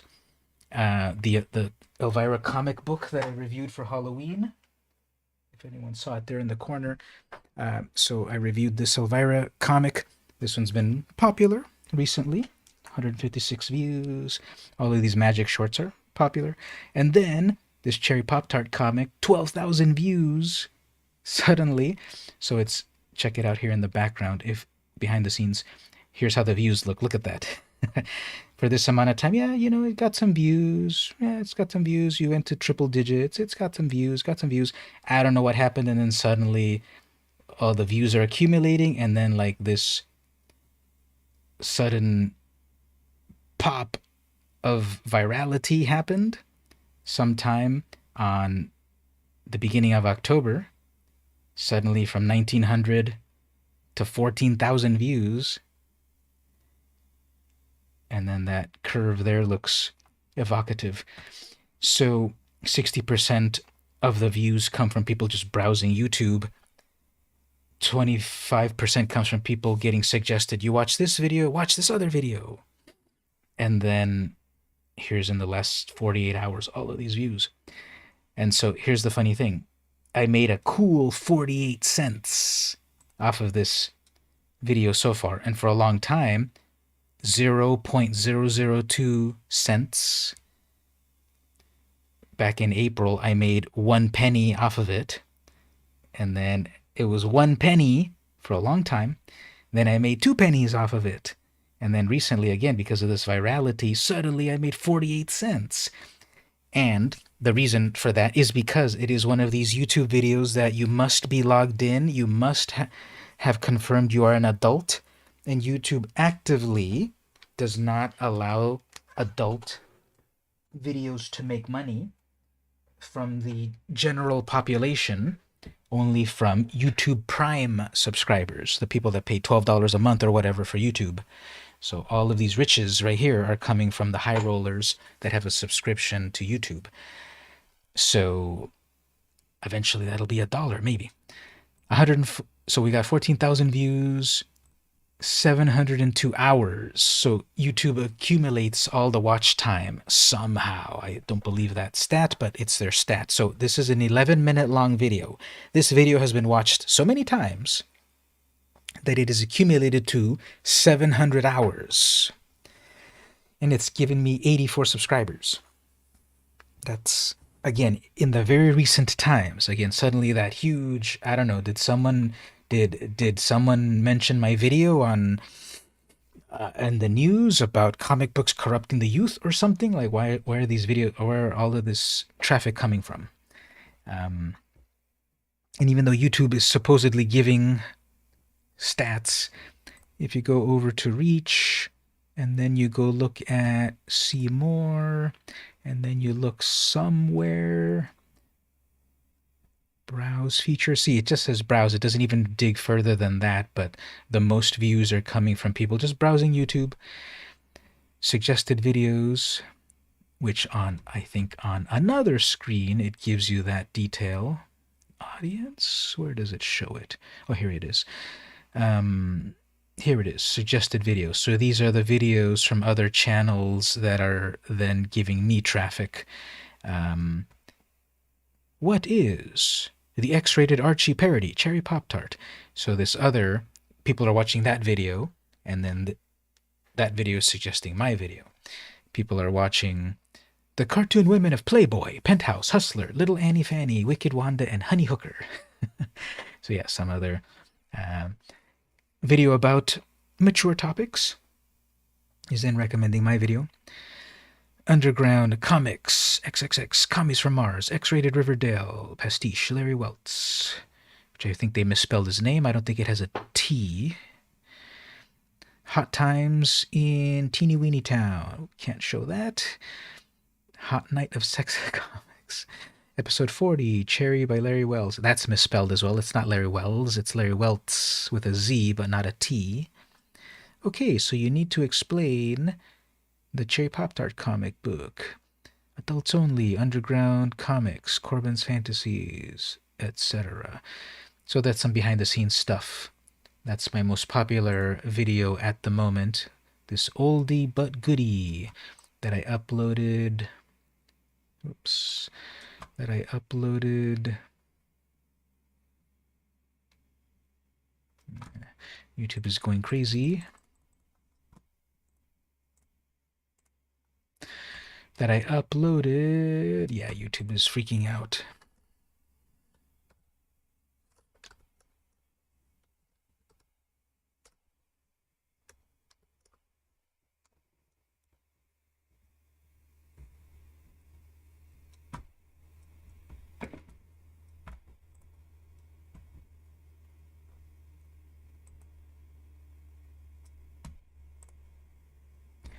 That I uploaded on, and it still doesn't say here. Okay, never mind. Usually I put the date on my videos when I upload them, but for some reason I didn't put it on that one. Well, anyway, so that's some behind the scenes stuff. This Elvira comic review is still doing well. It's #1 in the current time period. Some Comic-Con videos that crack a pack of Marvel cards. And yeah, definitely YouTube makes it harder. YouTube makes it harder nowadays to be famous on YouTube. Because look at this. So here's more behind the scenes. I've made a cool $7 this month from YouTube, which is down 6% from the previous month. And if I look at it in this whole year, so I've made $106 on YouTube this year, which is 28% less than last year.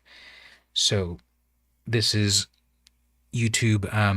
Yeah, Elvira's aged like a fine wine, and she definitely made a deal with the devil, and she's still the hostess with the mostess. And I read her autobiography recently. It was very good. She's got a very interesting life. So check her book out. I met her at Comic-Con years ago, when her second movie, Elvira's Haunted Hollywood Hills, debuted. But anyway, if we look here in the year 2022, so I made $106 on YouTube, but it's $28 from the previous year. So YouTube definitely, back in the good old days, 3 years ago, YouTube, everyone could get rich off YouTube, but then they changed it.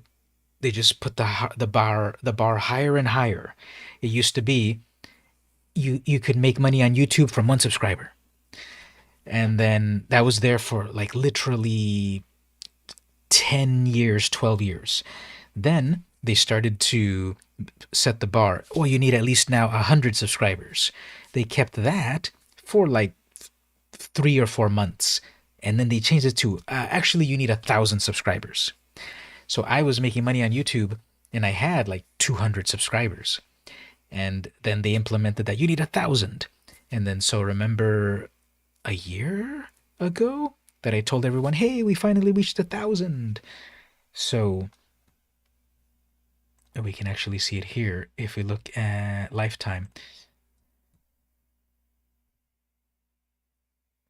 Look at this. It's hard to see, but I was making money between here to here, and then they implemented, nope, you need 1,000. And then there was, okay, no money.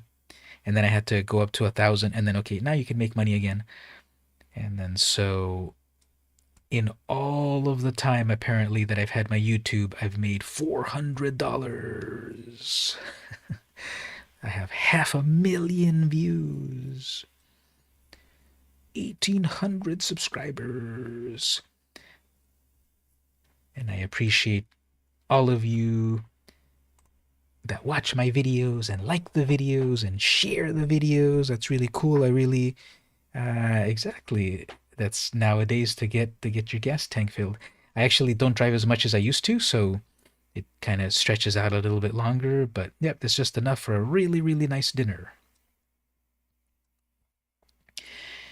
But it's a fun hobby to show off about the hobbies and the comics and the magic and the random stuff and all of that. And if it just keeps growing to some degree, it's nice. And it has, but objectively it has gone down. The revenue from the YouTube has gone down. It's not as good as before. I don't get the super chats like before anymore. The Patreon has gone down. Everyone's tightening their belts. But the fans that stick around and watch and like and once in a while toss $1 or $2 is always nice. And it's just funny to see what's popular because all of those 1 minute long magic videos get lots of views. Once in a while, the longer videos get lots of views, and once in a while, some random video strikes a nerve.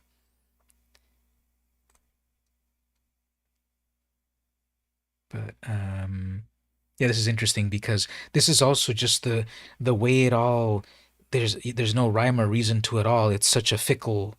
YouTube is so fickle because yeah, no problem. Just keep hanging out during the streams and all of that, and that's a way to help, because then the algorithm shows you and then suggests others, and it's a whole thing. But just last year or so, I remember most of my views were coming from shorts, and it's just so funny because shorts are YouTube's version of TikTok. Everyone's scared of TikTok. And it used to be that Instagram was the thing to beat. Now Instagram is afraid of TikTok, and they're putting in their short videos. They've got Reels. YouTube's got Shorts. Twitter was trying to do their own TikToks called Fleets, which those failed after about 9 months. And so I remember about a year ago when they were starting to set up their shorts, most of my traffic was coming from shorts, and now I'm doing the same thing that I always do, but who knows how these algorithms work. And it shows here that my regular long videos get the most views compared to the shorts. There's the live streams. When we do the live streams, it would probably be more views there if I stream more often, but it just takes, I got a day job and everything. That's why we do the Saturdays. But the shorts are a good way to kind of get like a big burst of quick traffic on that Marvel. Let's look at the Marvel minute, because that one shows, that one doesn't have the 1,000 subscribers, so that doesn't make any money, but you got to build it up. So if we look over here, and I have to remember to also post to it. So I posted a short there, and then it was going from 3 views, 5 views, jumped up to 103. Then I forgot about it for way too long. So then I posted another short, and then that jumped up to 100. Okay, then I said, yeah, I got to remember to do shorts. So then I posted this latest one of the black cat, and then that one jumped up to 800. So that one was about Marvel cards. That one was about Marvel zombies. That one was about the black cat. So what a surprise. A sexy comic book character got a lot of views. So I got to change the channel. Sexy Marvel characters in a minute. Yeah, don't chase the algorithm, because they change it all the time. And yeah, so that's you, I believe, yes. I'm not sure. I have a Pinterest account.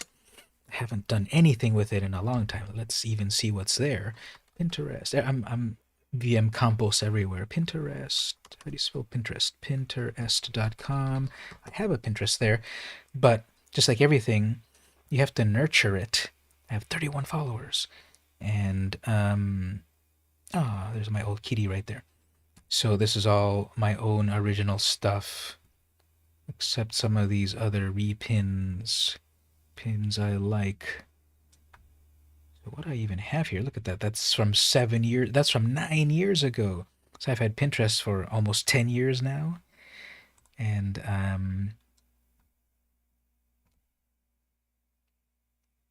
remember that one. That's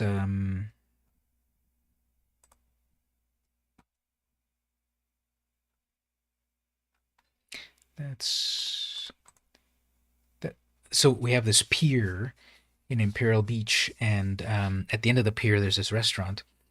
I shot this sometime. When did I shoot that? 2007. Canon Rebel XT. I don't even have that camera anymore.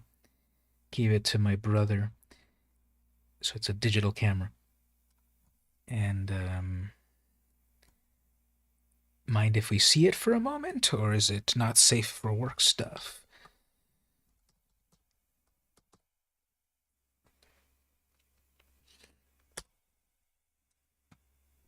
Gotta log back into it and then start to do some likes. And they don't call them likes, they call them pins. Ooh, we got a lot of this woodworking. Hey, there's the Ajani. That looks familiar. I have it right here. See right here. Oops.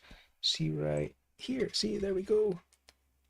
It's just like seeing it. You haven't checked it in your own 5 years. Me too. I haven't checked mine in so long. I have all of these accounts that I've set up on all of these networks.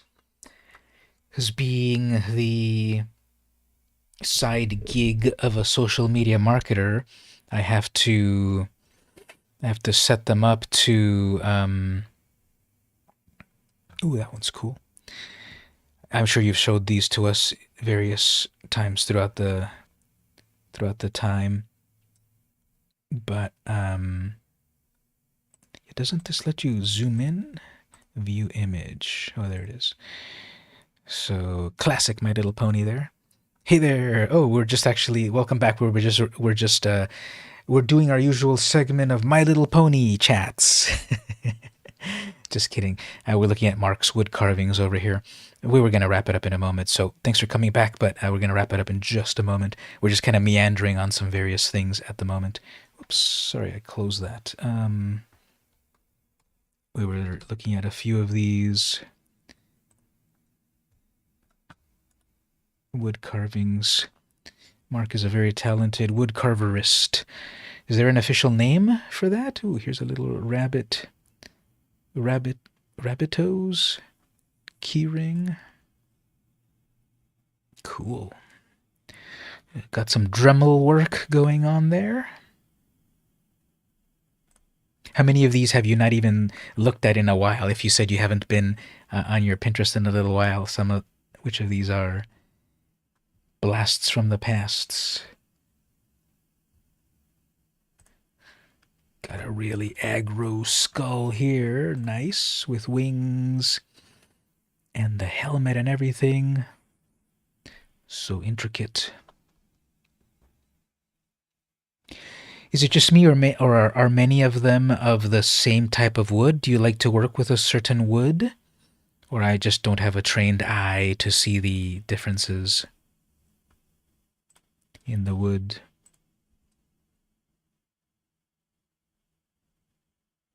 That is way too intricate. That was not carved by a human hand. That was aliens descending upon the earth to put that much detail into wood. Because that was all by hand, right? Like with a specific tool to get each of those strands into the wood.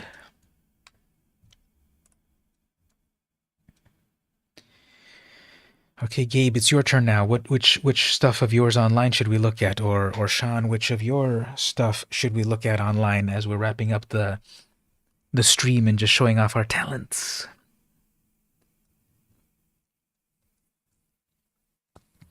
Let me jump over here to an even older, some of my older, oh yeah, okay, well, here's one thing that you missed, Sean.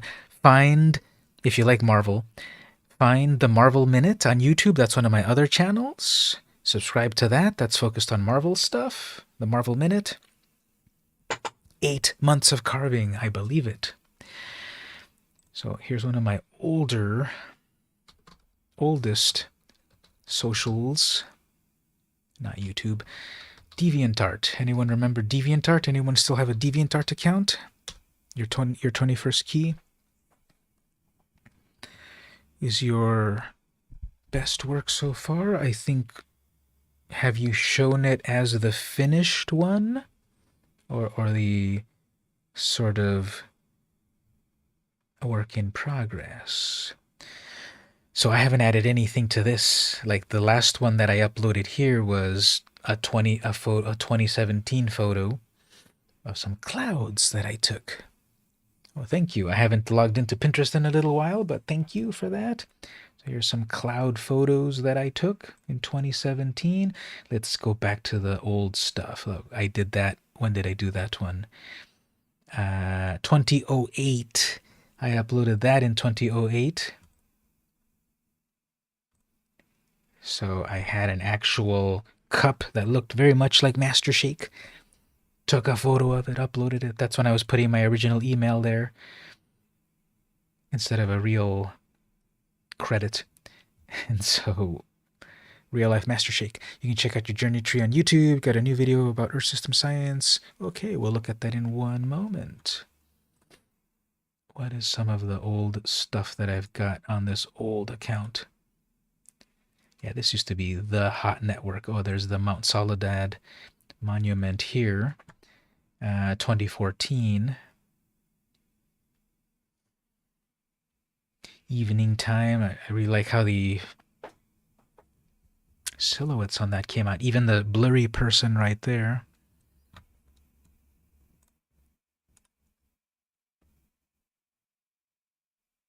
Ah, there's my old kitty right there. From 2013. Very stark black and white.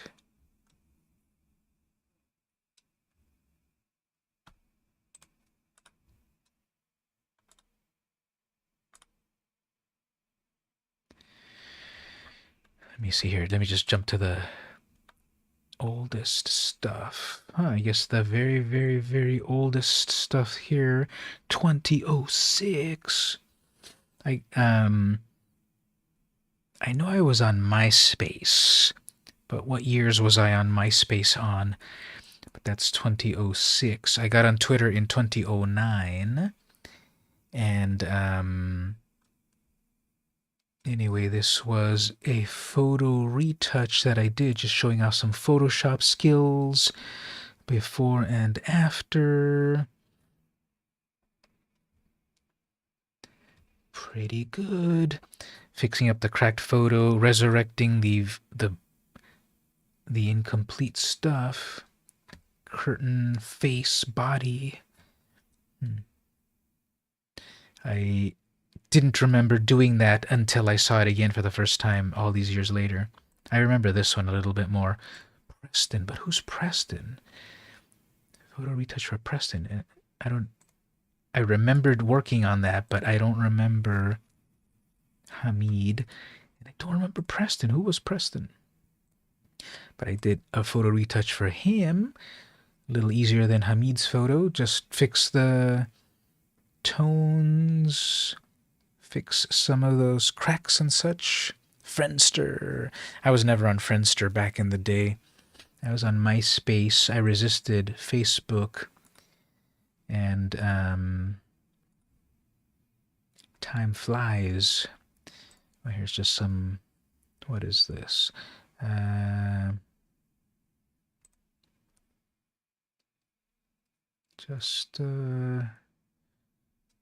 This might have been like an old Flash animation that doesn't play anymore.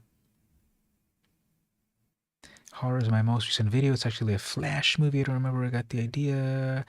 Yeah, I don't want to read 2006 VM Campos's prose. Oh, there's Botan from Yu Yu Hakusho. This was an actual. In that time, I was also buying like action figures and such and trying to photograph them very artistically. So very stark black and white Botan action figure. I'll do one more. This is too indulgent, but we'll do one more. At that time also, back in 2006, when I had all the time in the world, I was also putting together Gundam model kits. So there's Char's Zaku, the character Char, and his mech. So that was really cool. I was putting together probably the second hardest level. I started on the easiest level, and then I went up to the second hardest level of models. And that was one of them there. Just so many pieces to put together. Just hours to put together, cutting each little piece of plastic, putting it in together. I never went as far as actually like painting them and such. I didn't really, I tried to, but I never really felt I could master that, and that was just way too much time. And then I still have like 10 Gundams that I bought at that time that I haven't put together. They're probably collector's items now that I should sell on eBay and get rich from. But I remember building that one and taking all of these close-up photos. Because these things are detailed. Like, this is an actual little cable that you insert there. This chest piece opens up, and that's where the pilot gets into. This eye would rotate inside of the head by moving a little switch on the back. This is all that you're putting it all together to... you're putting each piece together. Like this over here, it is this metal tubing that connects from the mouth piece to the side, but then you have to put each individual extra piece of plastic around it to give it this sort of effect of a tubery. Well, let's give Gabe a shout out on his YouTube journey tree. Just go to my subscriptions over there, but the is this one it? I thought you had a different logo. This one's it, right? Yeah, this is it here. So it's from 12 days ago. Why didn't I get that alert? Our glow. I'm going to play it without the sound for the moment. We'll just enjoy it visually. So in theory, the one tip for video is that also if the visuals are compelling, it is a successful video without the sound as well. Where's this park area at? It looks familiar because I see the salt flats back there, right? Is this on the IB side of the salt flats?